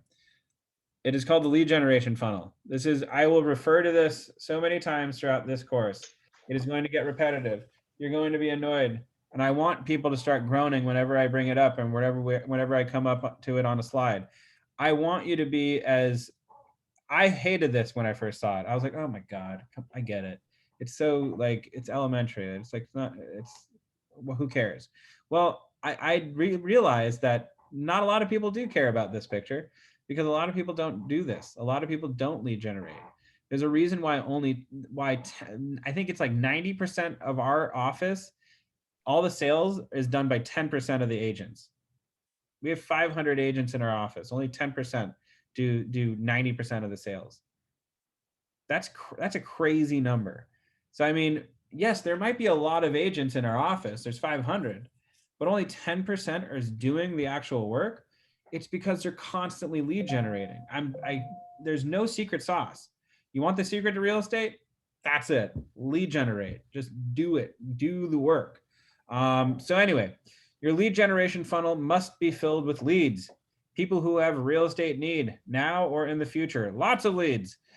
The countdown to your payday starts when a lead becomes an appointment with a buyer or seller, then an agreement to work exclusively with you. Next comes a contract and negotiation of an offer on their behalf. Finally, you service their entire transaction through a successful closing and receive your commission. It's payday. Literally, it all begins with leads. The more leads you get, the more appointments you get, the more agreements you get, the more contracts you get, and the more paydays you get. It is just, I can't drill this in enough. Merce is in our class, and I think we started around the same time. I think he's already done 20 million year to date in sales. It's like $500,000 in his pocket. And we're only how many months into the year? 4? Like, what? That's crazy. That's amazing. I love this guy. I mean, he's such a quiet riot, but why is he so good? Because he's consistent. He's consistently lead generating. He's consistently calling people. There's no quit for the guy. His girlfriend, I think, I wasn't there for it, but I overheard, Josh talking about it. His girlfriend was like, hey, let's go out and celebrate. Let's take the day off. And he's like, no, I need to keep going. And I'm sure he will take a vacation and they'll have a great time. But my point is just because, it's great, doesn't mean you stop. Anyway, calling every session, every Ignite Power session, we will together make phone calls for business. Unfortunately, we won't be doing that because it would be a nightmare with everybody on Zoom. So just loud chatter everywhere. So anyway, the most important things that we want to keep in mind whenever we're cold calling is why can some agents make 100 calls a day and others fear the phone? Because successful agents follow a simple formula.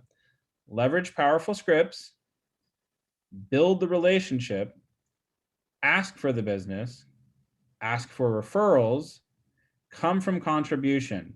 It comes back to your mindset. One of helping people and being positive. Focus on your goal, avoid attachment to the outcome, and you will succeed.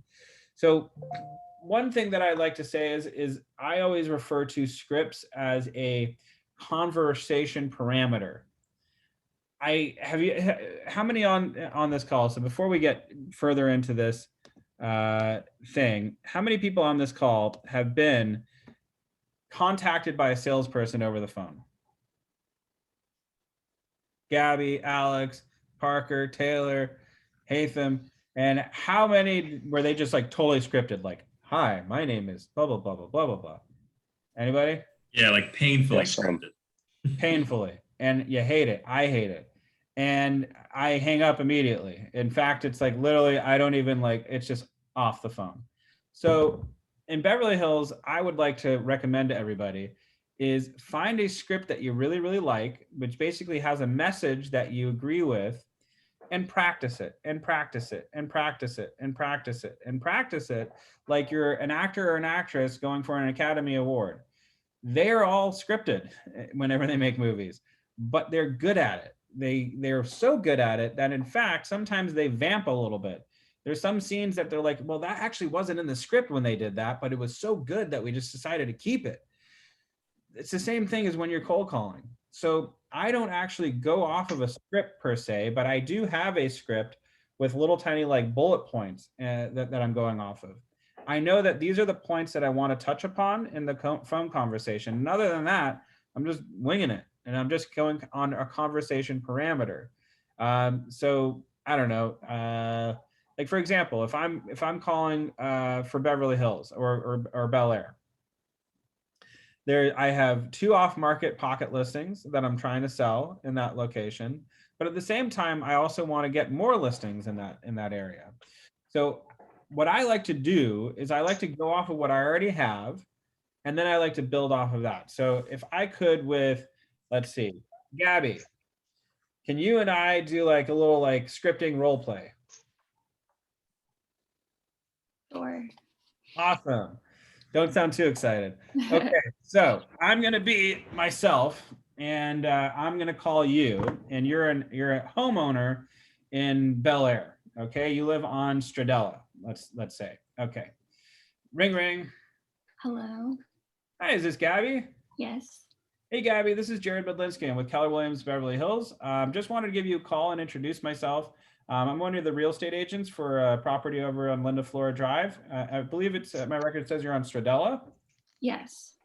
Awesome. Well, as you may know, this market is crazy. There's a lot of real estate agents. I mean, a lot of real estate properties that are being sold well over asking. I just want to introduce myself and ask if you know anybody who's looking to move to the neighborhood and maybe move kind of close to you. No, not right now. Gotcha. Well, have you ever, before we get off the phone, have you ever thought of buying, selling, or investing in real estate? No, I'm happy where I am. Okay, well, just so you know, I have about a list of 30 people who have already seen my property on Linda Flora, who specifically said that they're interested in Stradella. Are you positive that you wouldn't be interested in entertaining any offers? Again, we're having record high sales this year. Yeah, I'm sure. Okay, well, do you know any of your neighbors who are possibly interested? I can definitely ask. Awesome. Well, just so you know, my name is Jared again, and I really enjoyed talking with you. By the way, are you on the reservoir side or the canyon side of Stradella? The canyon side. Gotcha. Okay. Well, awesome. They are definitely actually looking for the reservoir side. But hey, listen, I'm going to be in your neighborhood a little bit later this week. I'm going to do a little bit of door knocking. I have some fun little masks that I'm handing out to people with my logos, and I'd love to have a chance to say hi to you in person. And if not, that's okay. I'll just leave it on your doorstep. Sure. Awesome. Well, thanks so much, Gabby. Really appreciate talking with you. And again, if you know of anybody who's interested in buying, selling, or investing in real estate, please feel free to give me a call. My number is 310-386-8590. Definitely. Awesome. Cheers. Bye. And then you go on to the next one. And so my point is, though, is, yeah, I've said that thing more or less 100 different times, and it could sound a little bit scripted, but I don't really think it does. And most of the times people don't come off as feeling like it's super scripted. Did it sound super scripted to y'all? No, it sounded good. Sounded smooth. Awesome. Cool. So yeah, I mean, I wrote that script up for myself a long time ago based off of scripts that, you know, Keller has made. And I just kind of condensed it into a conversation. You know, I'm going to talk about these things. I'm asking for their business. I'm asking for business for my listing. I'm asking for referral business, and I'm asking about their neighbors. And I don't stop until I get through like the end of it. And I also want to try to build some form of rapport. Asking questions about Gabby's residence, like, hey, is it on the canyon side or the whatever side? I'm showing that I know the area very well. I'm letting her know that I'm going to be in the neighborhood soon, and that I'd love to just stop by and meet in person. You know, just as a howdy doody hello, and if you're not home, no problem. I'll just leave it on the doorstep. You know, I'm letting her know that I'm a real human being, and I'm not just some telemarketer calling from, you know, a data center, or I'm not like someone's assistant calling on behalf of another agent on another thing or whatever. Because unfortunately, that it doesn't seem to work in the high-end luxury field. So what really works is just personal, you know, one-on-one communications and building rapport. So, and then also adding benefit to like coming, even though I said no, like saying that you're passing out the mask adds benefit to the interaction, and like even if they're not interested in selling, they are interested in talking to you. 100%. And people love the mask these days. I mean, I don't know if you realize, but I have like 4 masks sitting on my desk right now. One's dirty. I'm probably going to throw that one away. I use the N95 mask because, you know, being in real estate, we do open houses a lot. And, you know, I haven't gotten corona this entire time, knock on wood. But, you know, anyway, I know a lot of agents who have. And so, you know, I like to use a lot of masks. So I know a lot of people who use masks. So, you know, that's kind of one of my things that I do. Anyway, but yeah, so let's get back to the stuff. Where do you get the scripts from? So we're gonna have scripts in these classes, actually. Here, hold on. In fact, there should be some in this class. Actually, I don't know if they have it in this one. I know that they do in the second class, but we'll see. But for today, I just want to go over a couple of really important things.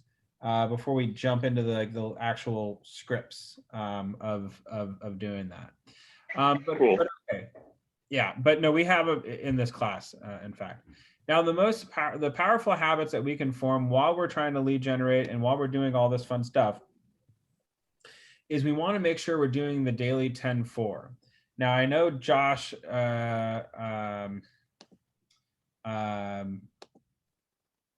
what's his name? Josh Schneider is fully aware and familiar of our daily 10-4 because he's heard me yell about it a couple times. I don't yell, I'm kidding. But essentially what we want to really do is focus on our daily 10-4. If there's 4 things that we should be doing every single day in our business. One starts with lead generation. I'm guessing you can figure that one out. But then also is adding 10 new contacts into our database every single day, speaking with 10 people in our database every single day, write 10 notes to people that you know or have recently connected with every single day, and then previewing 10 homes for sale every day and visit them in person every week. So now it's hard to visit homes unless you have a buyer in this market because of the coronavirus. You'll find out that we're not doing open houses anymore. We have scheduled showings. So unfortunately, it's hard to preview them in person unless you have a buyer. But what you can do is go online and look at houses online. So for your daily 10-4, you want to make sure you're adding 10 contacts into your database every day. Yes, Parker, what's up? So like the whole write 10 notes thing is, I mean, you're going to obviously need their physical address, correct? Yes. So for the 10 notes, I've changed this into a digital format. So what I mean by that is Instagram, Facebook, email. Okay, cool.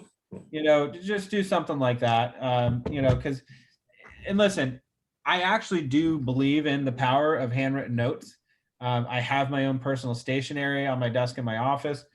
Every time I'm there, I mean to bring it back home with me, and I always forget, and it pisses me off. But anyway, mental note. You know, for example, my girlfriend wrote me a card for Valentine's Day, and I have it like stapled like on my wall. Like I have like a whiteboard over here that has a calendar, has notes, and it has like a little cork particle board where I can like pin people's, you know, numbers and like, you know, physical like business cards. So I have the whole office, you know, hired staff under there, not agents, but like, you know, escrow, title, et cetera, vendors. But anyway, I also have my girlfriend's handwritten note like pinned right to it. Why? Because I was like, oh, that's so sweet. Like actually wrote like a long letter, not just like a card that said love you, and like just, you know, threw it in, you know, here you go, happy Valentine's Day. Like she actually like took the time to like write like, you know, a, you know, full page, you know, note. And I was like, that's really special. So my point is when was the last time anybody received a handwritten note in this class? Crickets, right?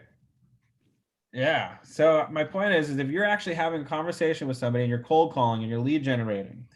And so for example, Gabby, if we were doing that, you know, cold call again, and we had like a nice conversation, and instead of it was like, no.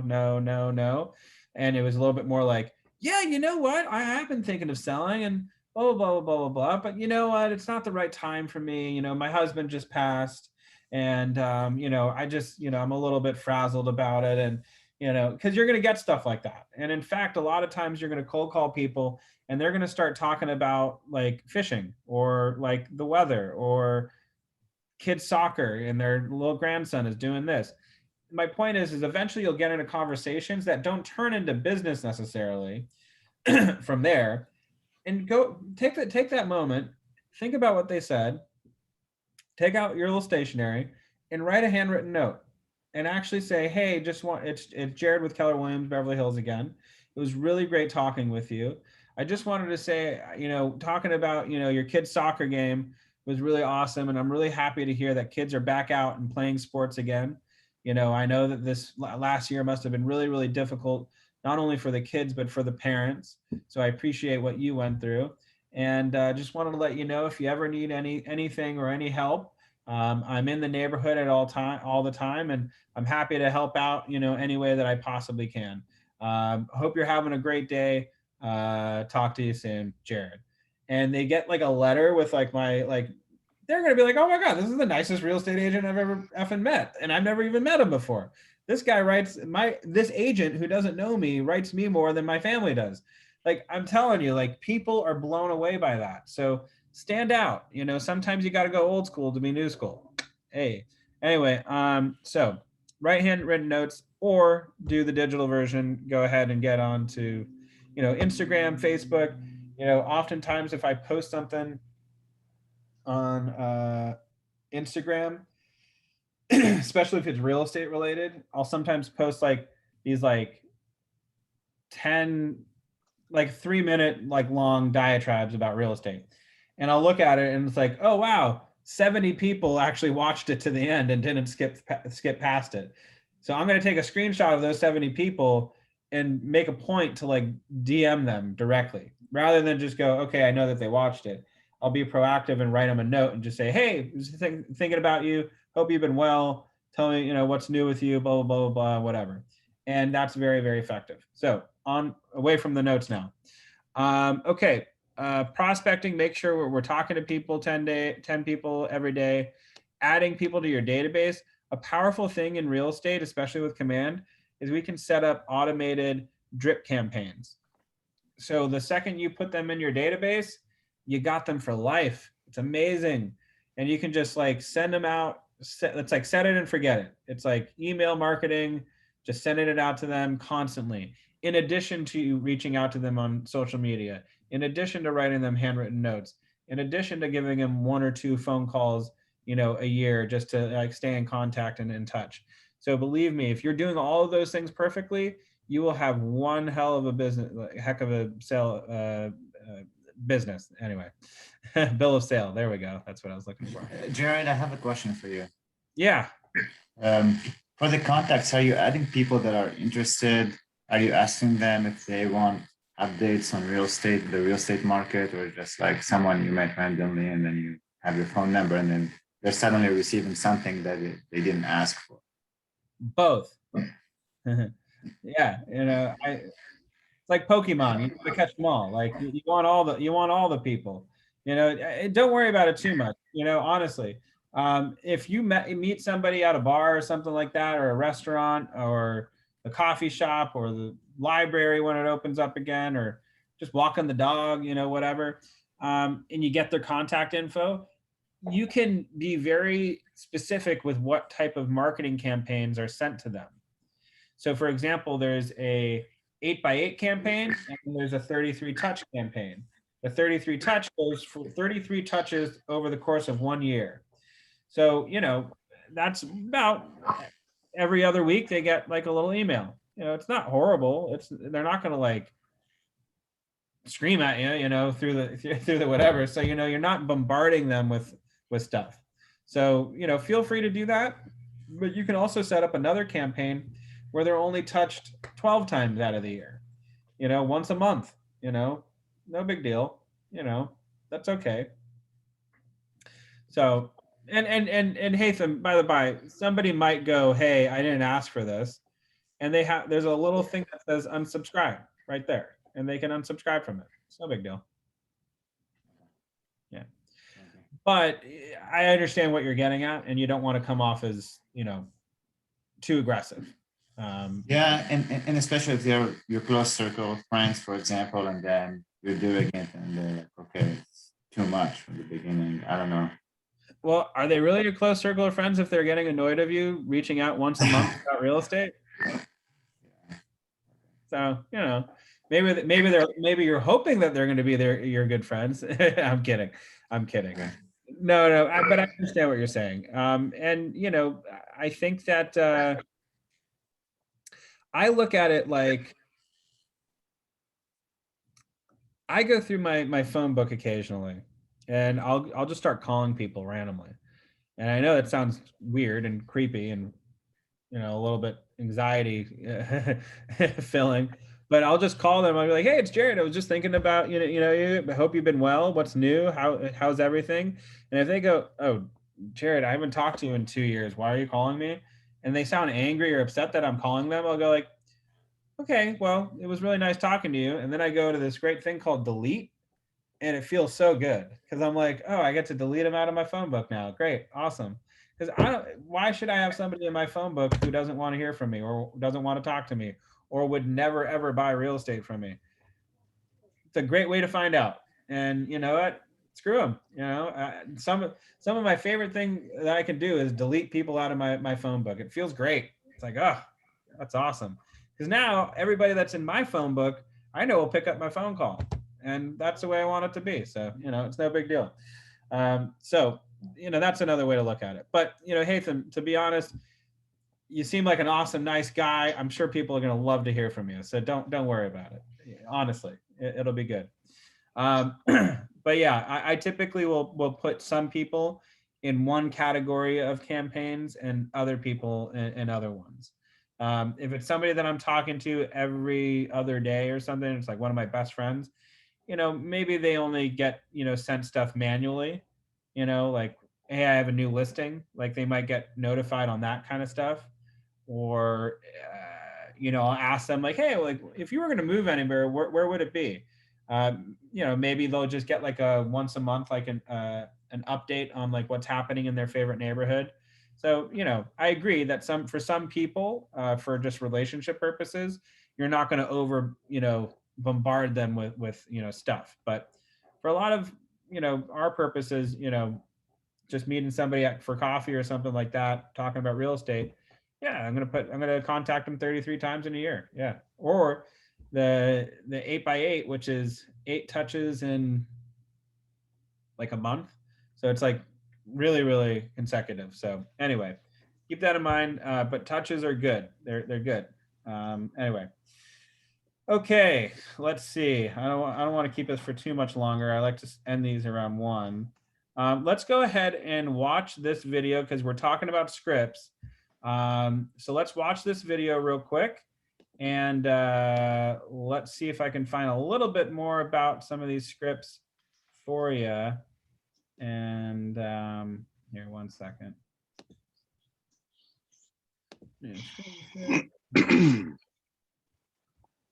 Okay.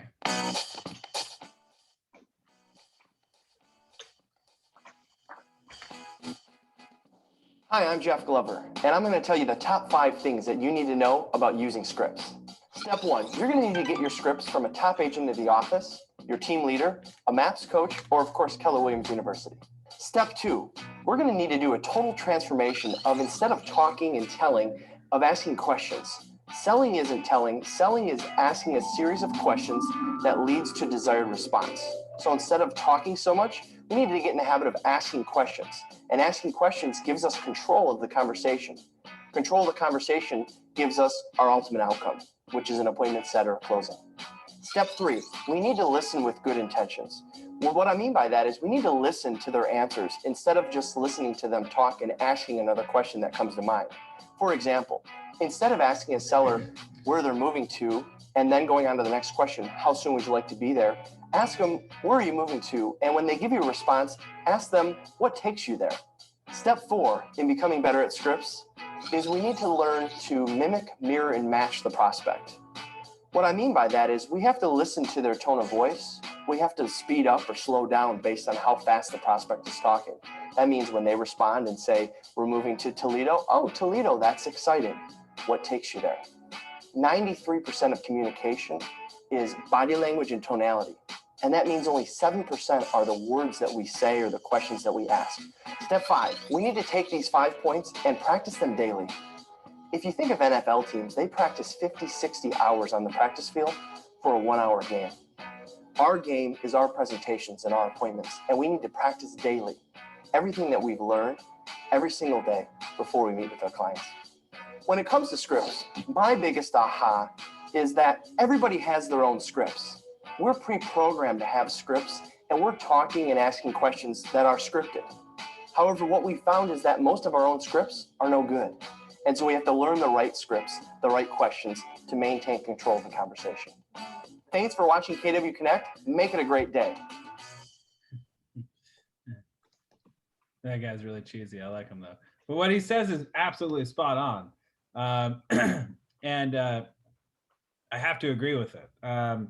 So, I mean, let's think about this. You know, what he said, he's like, you know, a lot of people would think that, you know, just calling people and getting on the phone and just chit chatting about real estate, yeah, that's easy. Come on, it's no big deal. But when you're looking at the possibility of making over $1 million in a year, you'd think that some people actually do practice these things quite a bit, don't you? Yeah, I mean, that's making more than a lot of NBA players. I mean, if you're rocking the bench, you're making like 250 maybe. Like, so my point is they're still practicing every single day. So my point is if you want to get to an upper echelon of real estate, you really need to practice these dialogues. And again, I don't like calling them scripts. I like calling them dialogues, because a script is not a two-way conversation, because the other person can say whatever the heck they want on the other end. So we're really having a dialogue with people. So in the next couple of weeks, we're going to be going over quite a few different scripts. And I want us all to try to practice as much as possible independently. But then also, you know, really knocking them out of the park when we're actually getting into it. So a couple things about scripts. You know, try to memorize them. Practice makes perfect. Internalize, practice with other agents. Arrange it with a partner to practice about 15 minutes each day, reciting scripts to each other. Record yourself saying scripts on the phone and play them back while driving, speaking along with the recording. Do it daily. What are some other fun ideas that you can think of doing to make script reading a little bit more fun, or you know, practicing them? Anyone? All righty. Well, good stuff, because we're gonna get right into practice before we go. You could look at yourself in the mirror when you say it, just so that you know what your facial expressions and stuff look like. 100%. I love it. Absolutely. That's a great one. You know, make sure you're looking at yourself in the mirror. Like, how do you come across? You know, I think that's very important. You know, actors and actresses do that all the time. You know, is this face that I think I'm making really the face that I should be making? And, you know, sometimes when you catch it, have you ever caught this with somebody, like they have like a tick or a nervous thing that they do with their face, and it's like, ooh, if you only saw what that looked like. Maybe that's just me. Maybe I'm like really shallow, but has anybody ever seen that before? No? Okay. Well, I know a couple people who scratch their nose and like, it's like, oh, why do you do that? But like they make this like really weird like scrunchy face, and I'm like, So anyway, just see what you look like whenever you're like talking, you know, in the mirror or on Zoom or whatever, and you know, try to make it better. Anyway, we all look beautiful as we are. I'm not saying that we have to change our appearances or anything like that. But anyway, okay, let's start getting into some scripts. One thing that you'll notice is that all these scripts end the same way. So depending on your client, or depending on the cold call, or depending on, you know, whatever, you will always finish the script pretty much identically.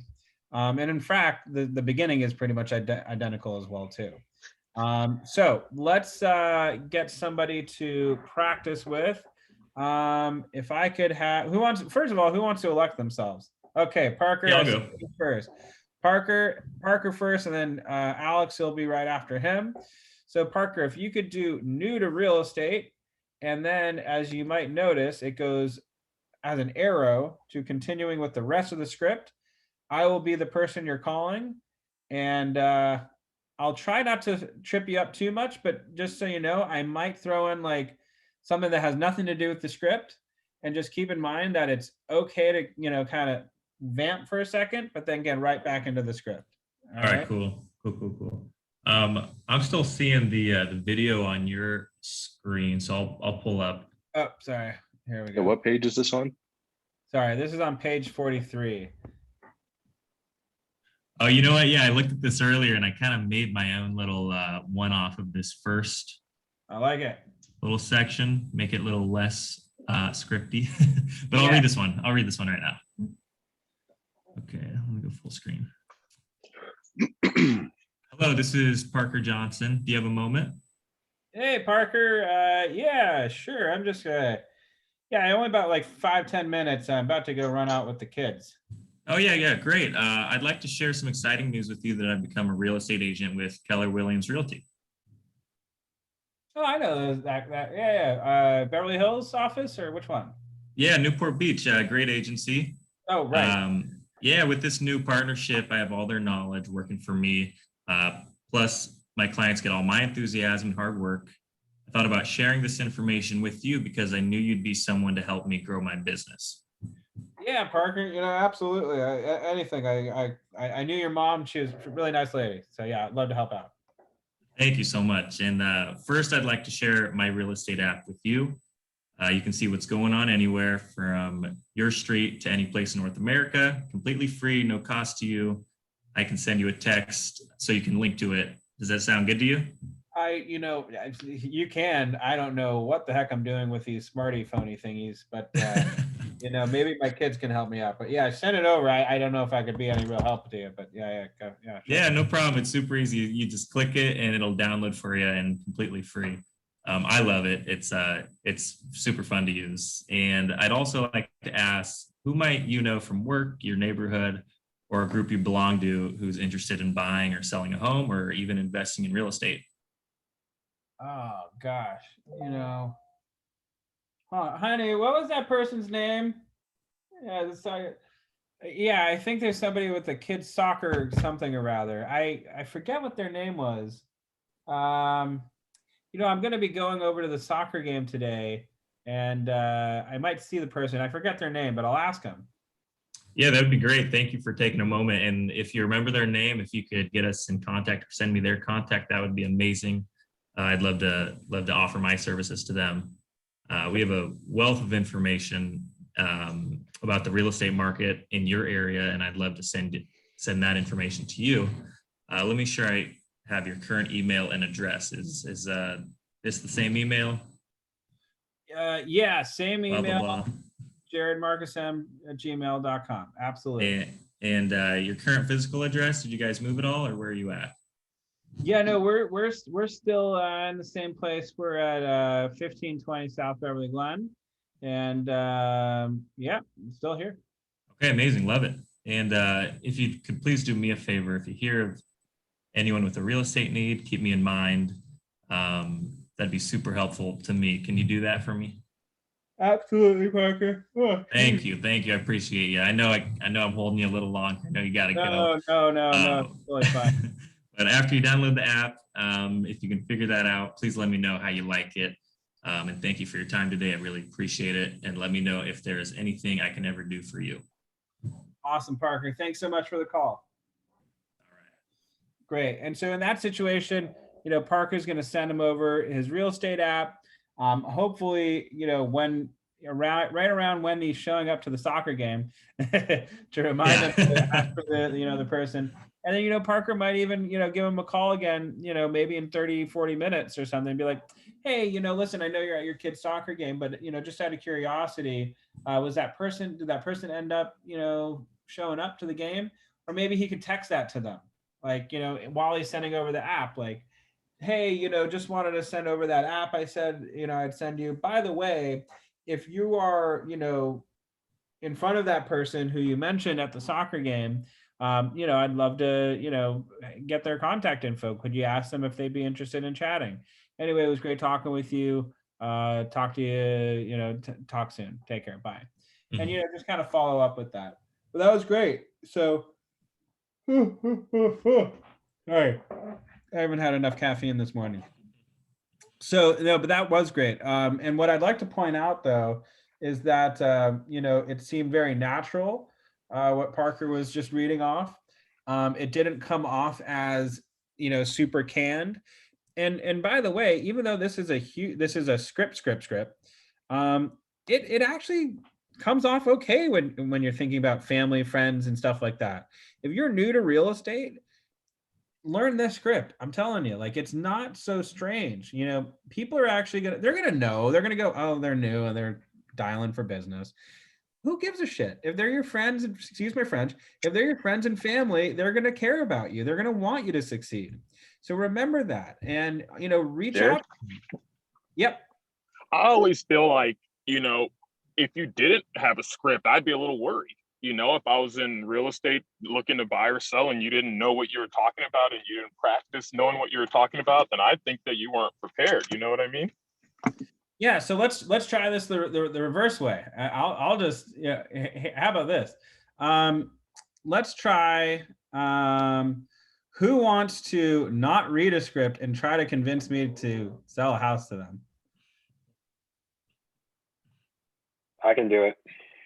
I mean, I can try. Not you, Josh. You can't do it. You can do it well. You've been doing script. I mean, hey, fine by me. I don't want to go. I just feel bad I haven't talked all class, but yeah, let Alex go.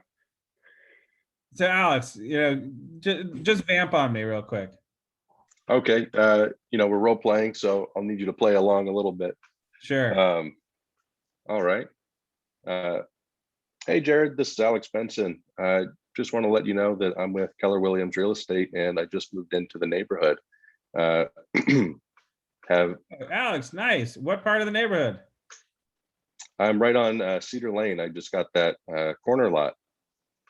Cedar Lane, corner lot. I live in Bel Air. Where is that located in Bel Air? It's in Mission Viejo, Jared. Your other house. I'm in your other neighborhood. Oh, yeah. Mission Viejo. Yep, forgot. Okay. Corner lot. Oh, nice. Wow. Hey, I haven't been there. That's my, vacation place. Okay. So, but okay, very cool, Alex. Nice to hear from you. Yeah, I'm glad to meet you. I'm meeting all the neighbors, but I just wanted to share with you that as a buyer in that real estate transaction, it was pretty crazy. It's a pretty crazy market. It's tough to buy a home right now because the sellers have so much power. Yeah. And you just mentioned that you haven't been to this house lately, and I actually have a lot of clients looking to do just what I did and buy in this neighborhood. And as a seller, I mean, I can't think of a better time. Everything's getting 15, 20 offers. I mean, you really don't have to put any money into the listing and you can't mess it up. Would you be interested in seeing what some of these listings are getting? I like the jib to your gab. Yeah, absolutely, Alex. Let's do it. Let's sign a listing agreement right now.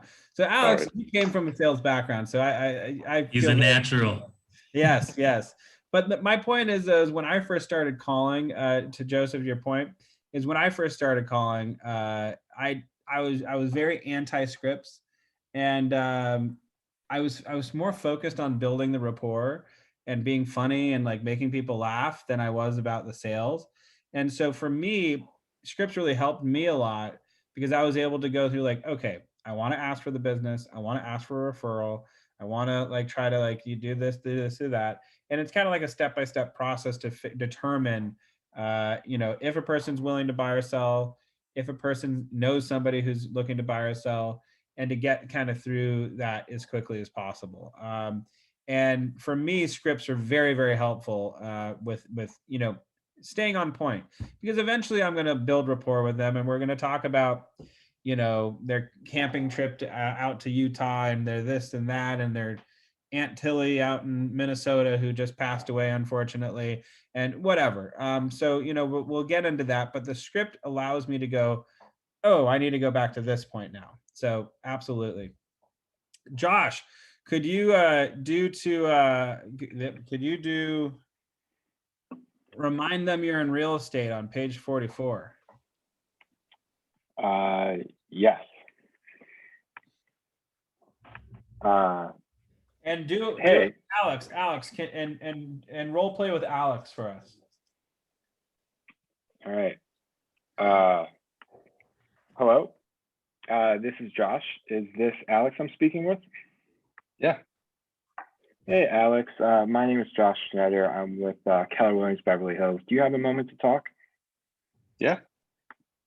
Awesome. I know it's been a while, and I like to apologize for not staying in touch. I know it's been a couple of years. I've been busy growing my real estate business and working with great clients like you. I wanted to share with you that I have a personal goal to help 20 families get into the home of their dreams this year. As you already know, I'll do whatever it takes to help people. Can I count on you to help me reach my goal? Yeah, I'll keep you in mind. Awesome. Again, I know it's been a while since we talked. I just want to check in. Is everything good with you and your family? It's been a crazy year for everyone, but things are going really well. Yeah, and how's the job going? Good.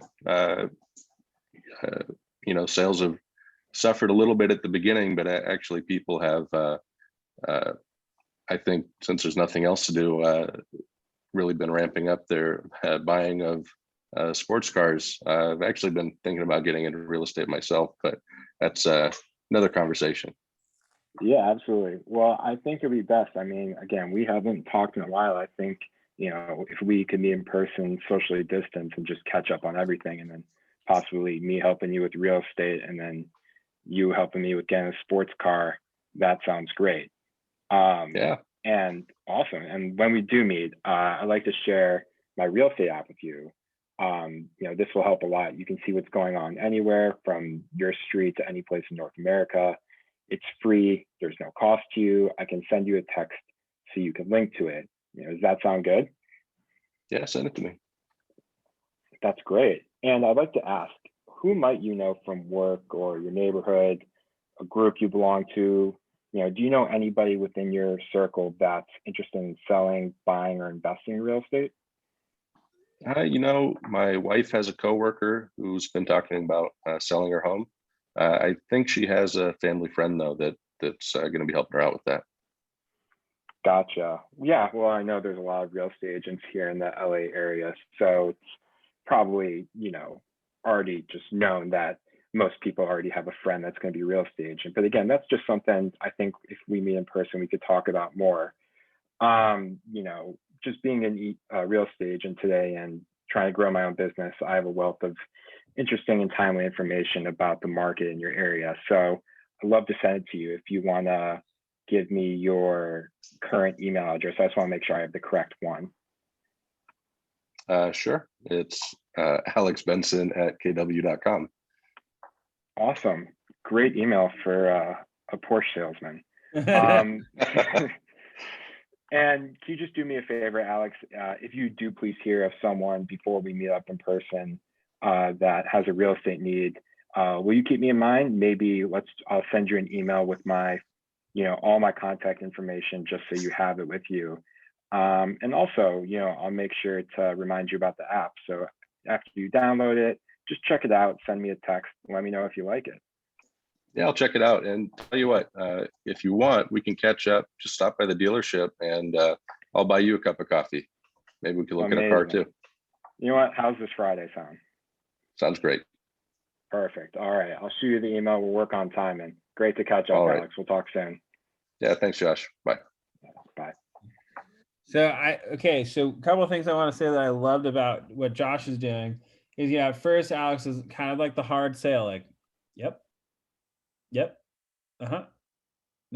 like not really giving him much. And like, eventually Josh, you kind of went off script, and, you kind of had to do that building rapport kind of, game, so to speak. And I thought you did that very, very well.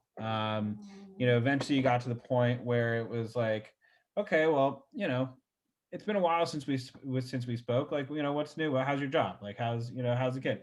And sometimes you do need to know when to make it, a little bit more personable. Now, at the same time, Alex did a great job being a salesman against a salesman. Be like, why don't you come into my Porsche dealership and I'll buy you a cup of coffee, which is such a car move, and I love it. But anyway, great job on both of you. That's great. Okay. Now, Taylor, what up? Caught you off guard. Hi. So are you new to the area or no? Yeah, I'm pretty new to the area. I just moved here 6 months ago. Mazel tov. Hey, all right. So what I'm going to ask you to do is new to the area script, and then you'll read the other script. It's on my screen. Okay. And so I'll be the person you're calling, and you're new to the area. Okay, perfect. Hi, this is Taylor Caldwell from Keller Williams Realty. Do you have a moment to speak? Caldwell Banker or Keller Williams Realty? Which one are you with? Oh, Keller Williams. My last name's Caldwell. Oh, that's so funny. Oh, Right. wow, dear. That's hilarious. Oh my gosh. I'm good. Sorry, what was this call about again? Oh, I just like to share some exciting news with you. I just moved from the area from Long Beach, and I just recently got a new job with Keller Williams, and I've been thinking about connecting with a lot of people in the area, and I knew you'd be someone that could help me grow my business. And I was wondering if I could count on you. Absolutely. Sounds great. Okay, perfect. So first I'd like to share some exciting news with you. We recently just got a new real estate app. You can see what's going on like in your area and anywhere in North America. It's free, there's no cost. I can send you a text link to see what it's all about. Does that sound good? Yeah, I love apps. You know, my niece makes apps. Mhm. She's in college, and I don't know. I get a little confused with it sometimes, but she does the appy things, and I like them. Oh, that's really cool. I'd like to ask also, what college is she at? Oh, yeah, USC, but I don't know. She might be dropping out. She's had a kind of rough year actually. Mhm. It's a little. Oh well.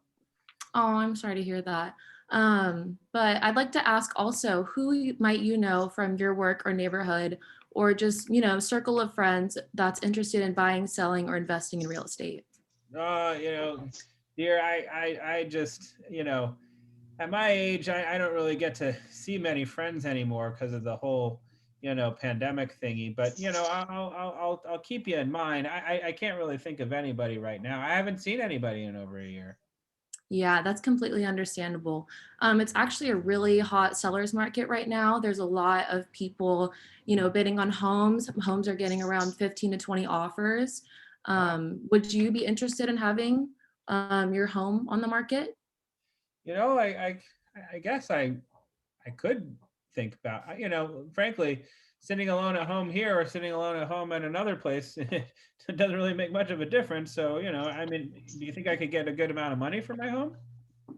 Honestly, we could take a check on it. Would you like to come by my office and we can set up a listing appointment? Yeah, sure. Well, I mean, your office, I don't know about that. I mean, is there another way we could, discuss, Oh I don't, yeah, we could set up like a coffee appointment, make it very casual, just kind of, have a good conversation about the real estate market. well, I feel a little bit nervous about meeting in person. Okay, yeah, we could set up a Zoom appointment too. Oh, okay. My niece sets those up for me occasionally. As long as you send me the email, I can figure it out from there. Okay, perfect. Yeah, I have a wealth of interesting and timely information about the market in your area, and I'd love to send that over to you. Let me make sure I have your right email address. Is it still jared@gmail.com? Sure is. Okay, perfect. So I'll send that information over to you right now. And do me a favor, please. If you hear of someone with a real estate need also, please keep me in mind. Absolutely. Taylor, you're going to kick ass. I hope you cold call. Oh, Yeah, that was thank great. you. No, that's awesome. I was trying to, frankly, kind of, catch it like, like, oh, where is this going with this? But you did Yeah. very, very well. Okay, And thank you. It was my that's first it. time reading off a script, so I was like, oh gosh, like what am I doing? Yeah, I mean, hey, can everybody else say that she did pretty darn good? I Yeah, absolutely. yeah, great job. It was smooth, Wow. and you definitely stuck Now, to I the off expected it. topics. Yeah. I expected it from Alex because he has a sales experience. I expected it from Josh because I've Mhm. done this with him before. But you did very, very good. That was very good. Oh, thank you. Absolutely. And so, the main thing that I like to bring across to a lot of us is whenever we're doing scripts, keep in mind that we are having a dialogue. It's not scripted because a script has two people has a scripted dialogue. With these, there's a variable. It's the unknown. It's the person on the other end of the line. We never know what they're going to say, what they're going to do, how they're going to react, whatever. And I will be honest, I've been caught off guard quite a few times before while I'm cold calling. And I've actually hung up a few times myself, like, you know what, this person's just going off, somewhere strange. But so keep that in mind that things will get a little bit weird at times. Okay. Let's see. What would did we already do new to Keller Williams, new to real estate? Which one did we remind them you're in real estate? Hatham. Which one do you want to read? I'm actually new to real estate, so that would be a good practice, but I'm open. Perfect. New to real estate. And remember, there's no wrong, way to do it. I go by the script and I'll read it with you and I'll go along. Okay. All right. Hello, this is Hatham. Do you have a moment? Hey, Hatham. Yeah, sure. How'd you get my number? My friend Justin gave it to me. Said you can call Jared. I just have some exciting news to share. I just joined Keller Williams, Beverly Hills, and started my real estate career. And he said that you'll be a great person to talk to. Oh, sure. Yeah. I love that guy. Yeah. Thank you for giving me the call. How are you, Hatham? Yeah, I'm doing great. I'm excited about this career. Our firm is great in real estate. With this new partnership, I have a lot of knowledge working for me. I'm working with a great mentor, and I knew you'd be someone to help me grow my business. So I'm hoping to connect with you and see if we can help each other out. Sure, absolutely. Yeah. Well, first, I'd like to share my real estate app with you. You can see what's going on anywhere from your street. It's free. You can download it, and so you can get some good insight on your neighborhood. Perfect. I love it. Yeah. Where do you actually live right now? Oh, well, I'm living up in Bel Air right now, over on Linda Flora Drive. It's interesting. I use Zillow sometimes, but Zillow just it seems kind of hit or miss. I mean, my house has a beautiful, beautiful view of the canyon. I mean, it's just gorgeous. I mean, there's no homes in front of us. It's like sprawling views of the entire Santa Monica Mountains. And the other side, you just look at Roscommare. But they say my house is worth the same amount as the other place across the street, and I don't understand it. Yeah, I've seen that happening to a lot of people. Zillow is their estimates are not very accurate. I highly recommend our app. It's very up to date, and it's connected to the MLS, and you'll get a very, very accurate estimate of your house. I can also do a market CMA for you and give you a good estimate for your house. And that will be very, very detailed, and you'll get a good estimate. I love that, Hatham. Thank you. Absolutely. Yeah. If you can send me your email, if you can give me your email address and your home address, I can send you all information about your house. What's your email? Sure. It's jaredmarcusm@gmail.com. Okay. And what's your home address? 11124 whatever, Linda Flora Drive. Awesome. Yeah, I can send you some information, and we can go from there. Also, are you interested in selling your house? Oh, maybe. I mean, for the right price. I'm only asking because you asked about the estimate. I'm like, oh, maybe he's willing to sell. So it never hurts. It's a hot market right now, so it's absolutely the right time to sell. I have heard that it's a hot market. I mean, for me personally, at this given moment, I know that I need to wait until I get my shots in and I get vaccinated. I got some grandkids I'm trying to see first. I'm trying to have the family come over and spend a week or two at the house once I'm vaccinated. So, I mean, I don't know, maybe at some point this summer, but not right this second. Yeah, I understand that. So I think you'll have a better idea once you know the price and the value of your house. Yeah, I'm happy to have you do a CMA. That could be valuable. Yeah. And do you know anyone in your neighborhood that is interested in selling or buying or investing in real estate? Oh, yeah, actually, I do know somebody. I mean, it's listed, but it's been on the market for over 6 months and it still hasn't sold. So I don't know. Maybe they're too high, in price or something, but yeah. Yeah, it'll be great to connect me with this person. I think I can help them. I'll see why you didn't sell. So once I shoot you my email about your house, it'd be great to give me their address and connect us, and I can help them out. Yeah, sure, definitely, absolutely, happy to do that. Okay. Also, if you want to meet up in person, we can do it in your backyard. That way I can see the house in person and get a better idea of the state of the house. That'll help me a lot as well. Are you open to that? Yeah, but after my family comes and I get my shots. Okay, great. Well, nice talking to you. If you need anything from me, please don't hesitate to call me. Absolutely, Haitham. Thanks for the call. Thank you. Awesome. So that was great. So, I mean, you're rocking and rolling with the punches. I kind of threw you off a little bit about Zillow. I went on a little bit of a tangent, and, you stayed in the conversation, but you also stayed with the script. So I think that's really, really great. I think that when we practice these a little bit more, it's just gonna, click in even better. And we want to make sure that we're hitting all the points on all the scripts. But I think that you did a great job. I think that was perfect. So good stuff. Awesome. Knocked it out of the park. I'm very confident in this class. And I think that if we get into the habit of actively lead generating, we will be surprised at how well we can do.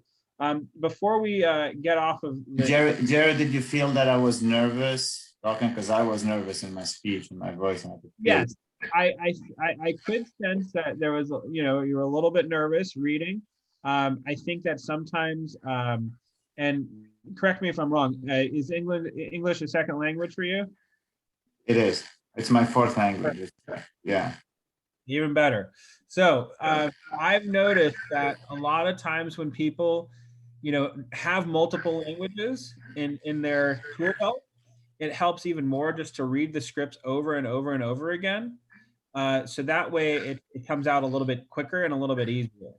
But I think that you did great. And so the only difference that I would say is just rereading the script maybe like three or four times before picking up the phone, and then going on your calls. So like before you do like a cold call, read the script, a few times over, get used to it, and then pick up that phone and start making those dials. So, and then it won't be so nerve-wracking, if that makes sense. Okay. English is my first language, and I suck at reading sometimes, so no worries. So good stuff, Haitham. That's awesome, man. And honestly, it's just practice. That's the only thing that I would say that I would add to any type of critiquing. Other than that, you were better when you were off script. So that right there just tells me that you'll be fine once you learn the script. So I'm not too worried about that. Does anybody else want to try one of these scripts before I give some recommendations on cold calling and how to get numbers and all that fun stuff? I have a question. Yeah. Because I did some of like the sphere of influence calling last week. Like I'm very young. Like I just graduated college. All my friends also just graduated college, where like I almost like wasn't even asking, oh, like, do you know anyone? Because I know no one does. And even like if I was trying to like pose it like, oh, like I'm here if you ever have any questions, anything like that, it's like the general sense was no one really cared. They were like, okay, cool. And it's like hard for me to like pose it as like, oh, like let me help you, like let's form a relationship. It was like just immediately shut down. Perfect. I love that you said that, because I went through that same thing when I first started real estate. For me, I'm 33 years old. And for me, when I first started 5 years ago, I was in my later portion of my 20s, but a lot of people were just finishing graduate school. They were, just not in a place to buy necessarily. But I did end up finding some friends that apparently their parents had a little more money than I thought they did, who ended up buying them a house for them. Now, they bought a house, but it wasn't through me. And why wasn't that? Because I didn't call and I didn't ask for the business. Because I that same thing happened to me. I was like, oh man, I called like 50 of my friends and acquaintances and people that I went to high school with, and this ain't working. And I'm just gonna, try this other thing. But the truth of the matter is that if I kept calling and I kept going down those lists, I would have found somebody who maybe they weren't in that position, but their parents were in a position to be able to help them, or their aunt from, Minnesota, who's sitting on a few $1 million was like, you know what, sweetie, I'm going to help you out, whatever. So we never really know the truth, behind everybody's financial situation. And oftentimes we're going to be really surprised that we will find that one or two people who are frankly in the business or in the market for a new house. Now, the other thing that I also want to point out to you, Gabby, is fine, they might not be ready to buy now, but they will be eventually. And so keep that up too. Now, part two to this is I'm actually kind of glad that you said that, is this next portion is I'm going off the script, off the book, off the whatever, and I'm just talking about how to find numbers to call. You have called people in your sphere. You've called people in your phone book. You've reached out to people on Instagram, Facebook, etc. And now you're going, well, who else can I contact?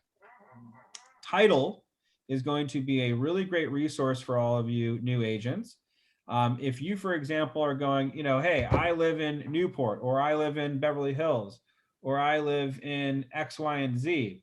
I'm going to go, I want to focus my efforts on Bel Air, or I want to focus my efforts on, Gabby, where do you live? Culver City. Boom, Culver. Oh my gosh, I love Culver. I went to Hamilton High School, so I mean it's pretty darn close. So yeah, for example, I'd focus, my business in Culver City, or focus in, Beverlywood, or wherever, or Playa del Rey, or what have you. You get the idea. I would talk to Title. I'd reach out to Lauren Goldman, First American Title, or we also have Clearmark Title. Miss Kardashian is our rep, and she's great. You can reach out to either one of them, and they can help you find numbers to purchase from a list. And I think they're like a few cents a number. They're really, really inexpensive. And you can get a list, their address, their names, their phone number, and all that fun stuff. And you can just print that out for literally less than $100. You can get, let's see, like they're 25 cents a thing.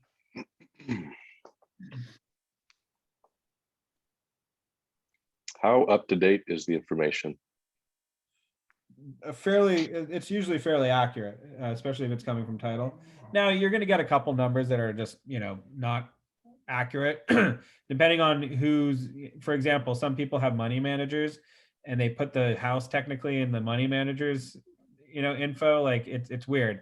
So some people are savvy and they don't want to get cold calls or whatever. So you will get a few of that, or a few of those, or even better yet, sometimes you'll get their kid's cell phone number, which is always fun. It's like, hi, you like to buy or sell? It's like, I'm 8. It's like, oh, you have a cell phone? All right. Are your parents around? No? Okay, never mind. What's your parents' number? And so, yeah, you will get that occasionally, but you just got to roll with those punches. It is what it is. But I would reach out to Title and I would say, hey, I'm a new agent. I'm looking for numbers, and I would like to be able to purchase some numbers. Can you point me in the right direction? They don't specifically give you those numbers. You have to go to a third party, something that they have. I forget what it's called, but it's like Title Toolbox.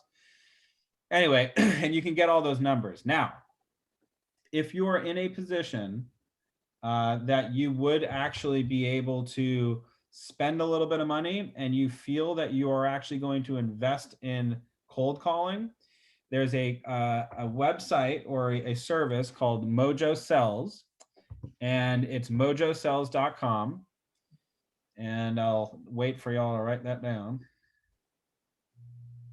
Mojo Sells. Yeah, mojosells.com. And essentially it's called the Mojo Dialer. Now, what is a dialer? Essentially what a dialer is you are able to, through this company, you can purchase a 3-line dialer. So this means when I'm calling people, I'm able to call from 3 separate lines. It all says it's coming from the same number. I use my cell phone number. It says it's calling from 310-386-8590, which is me.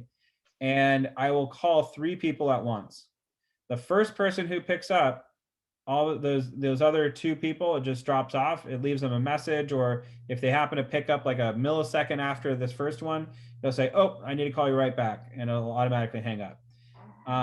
And you'll talk to that one person who picked up first, and then you'll have a conversation. You'll do your script, you'll do your whatever, and by the time you hang up with this person, it will remember those two other people that you were calling, and it'll dial them right back immediately.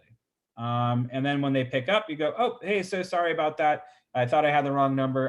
Anyway, hi, my name's Jared. Just was calling, blah, blah, blah, blah, blah, blah, blah script." And then eventually you're able to just make so much more of your time. So for example, all the numbers that went straight to voicemail, it'll shut off.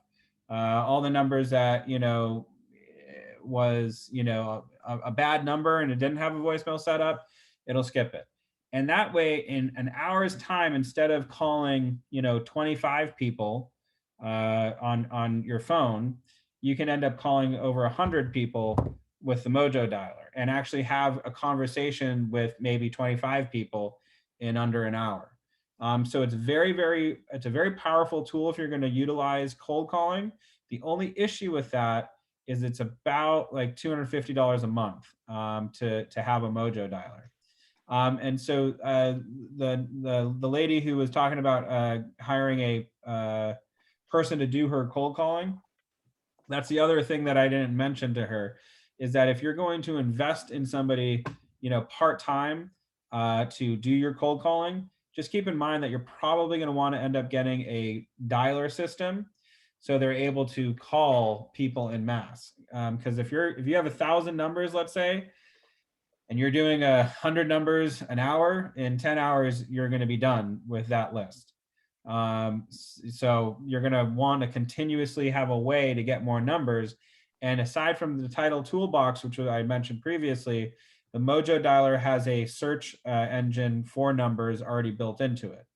So with the Mojo dialer, I can literally go into a neighborhood and just like plot out a map, like by the street even, and I want all the numbers on Linda Flora and Stradella. That's it. I want all the numbers on Roscommare Road. I want all the numbers on Stone Canyon. I want all the numbers, or I want all the numbers in Bel Air, frankly. And you can actually use this Mojo dialer to get all of that info. It also scrubs it against a do not call list. And it's very powerful. You could also do reverse phone lookups and stuff. If you just have somebody's name, you can look up their name in the system and find their name, their number that way. So those are two ways that I recommend people to get numbers. I think in the Mojo dialer, you can also maybe just get the neighborhood search for the numbers, and I think that's $40 a month, so it's a lot cheaper. But that way you can get like unlimited amount of numbers. So those are some tools that I use to get numbers, to be able to actually cold call people and to fill in the gaps, so to speak, after I've tried all of my sphere of influence. Typically for me to go through my entire sphere, all the people that I know, all the people that I've met, family, friends, etc., takes me about a week of hard calling, and I'm done. And frankly, I don't want to do that every single week. It gets a little bit, for example, like Hatham said, there's some people you don't want to just keep continuously bugging about real estate. It's like, you see these people when you go out to dinner, you see them when you go out to drinks, you see them day to day. You don't need to, constantly be in their face. So whenever I, do my monthly, recap of all my friends and family, I go ahead and I go to my Mojo dialer and I just start calling. So for a lot of the people who are asking, like, where do we find those numbers? How do we do all that? I would say go to title, mention that, hey, I'm new, I'm looking for numbers, I want to start cold calling, and do it that way. And in fact, with title, you can even get as even more specific.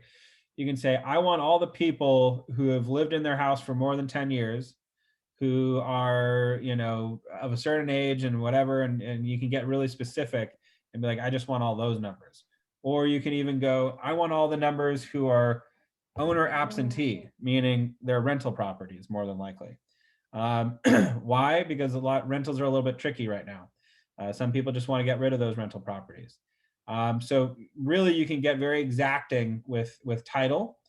And then other than that, Mojo, you can just get numbers in mass and be able to call. Mojo's great, for example, if you have a new listing and you want to call the neighborhood, and all that fun stuff. Cheers, Parker. Have a great one. And anyway, so we're pretty much done for today. I don't want to keep you going for too long. Are there any last final questions that you might have? Today, again, this class was just kind of an overview of what the classes are going to be like. I promise you, I won't keep you on until 2 o'clock next time. We'll be done by 1, pretty much every single class. But other than that, any questions? Jared, do we have to check the do not call list before we call? Yeah. Yes. And I believe title does scrub that against the do not call list. But if you do happen to call somebody and they're like, how did you get my number? I'm on the do not call list and blah, blah, blah, blah, blah. Just, I'm so sorry. I apologize. I'll take you off my list. And it's usually not a big deal. But yes, it is our responsibility to check with the do not call registry. How do we check that if it's not through, like we're not getting numbers through? Like, There's to be honest, I don't know. And I apologize for saying that. There are checkers online. You could probably Google it. Do not call registry. I believe it's listed on a federal website. Frankly, I think you can do it fairly easily. But I would double check that. I would ask title as well. How do we scrub numbers against the do not call list? I apologize because I use Mojo, so it's already done for me. So I apologize. I don't know the answer to that, but I'll look out for that for future classes. Thank you for mentioning that. Any other questions? And by the by, Gabby, are you concerned that you're going to be calling people on the do not call registry, like friends and family, or like? I just got a lot of numbers from my parents because but like those are not people that I know that like I can be like, hey, like remember me. So yeah, no, you can call. You're good. You're good. Yeah. Believe me, if it's numbers from your parents, if they get a call from you, they're going to be thrilled. You know, and you might. No, I'm serious. You might think that they won't be, but they will. You know, be like, hey, this is Gabby. It's blah blah blah's daughter. I just wanted to call and let you know I got into real estate. They'll go, oh, hey, Gabby, how are you? And they might go, oh, fuck, I don't want to talk about real estate right now. Excuse my French. But, you know, it's okay. You know, be bold. You know, the fortune favors the bold. So don't worry about that. And you'll be great. I promise. Jared, I have a question. Why are you hosting this class? Because it keeps my skills sharp, frankly. Okay. I feel that if I continuously practice, listen, in this class, I said, we want to be always, you know, educating ourselves, always teaching ourselves, always learning. And by me doing this, it forces me to do just that. And frankly, I also like to help people out. You know, I get a lot of, you know, I'm a nice guy. I don't know. I really don't get anything out of teaching other than my own gratification of helping people and also keeping up with my continued learning of how to keep my skills sharp, so to speak. All right. Yeah. Any other questions before we go? Yes, I have a question. Sure. So as far as cold calling goes, if they do not pick up, should we leave a voicemail or should we just call them back another time? I leave a voicemail. Sure. Some people say don't leave voicemails, but I do. You know, I usually like to say, hey, it's Jared, Keller Williams, Beverly Hills. Just wanted to reach out, introduce myself. I'm going to be in the neighborhood in a few days, door knocking, and just wanted to say hi before I knock on your door. Anyway, feel free to call me back if you'd like. If you know anybody who's interested in buying or selling, 310-386-8590. And other than that, hope you have a great day. And yeah, no big deal. Yeah. I like to leave a voicemail, but some people say don't do it, but I don't see why not, frankly. Yeah. Any other questions? All righty. Thank you all so much. I promise all the other classes won't be as long. This is the longest class of the entire course. And get out there, make some calls. Feel free to reach out to your friends, family, past boyfriends and girlfriends. just as an end note, I had a boss of mine that ended up throwing a stapler at my head. And before I quit that job finally and got into real estate. And the moral of the story is I ended up cold calling him out of the blue. I found out he had a kid and he listed his house with me. So get out there, make those calls. Even if you don't think that they want to hear from you, believe me, you might be surprised at what you get. And thank you for joining, everybody. Have a great one. Thank you. Cheers. Oh, and by the way, if anybody wants to reach out to me, I'm at Jared Meddy on Instagram. Feel free to add me on Instagram or whatever. And I'm really accessible over there. So cheers, y'all. Have a great day and go get some sales. Thank you. Cheers. Bye. Thank you.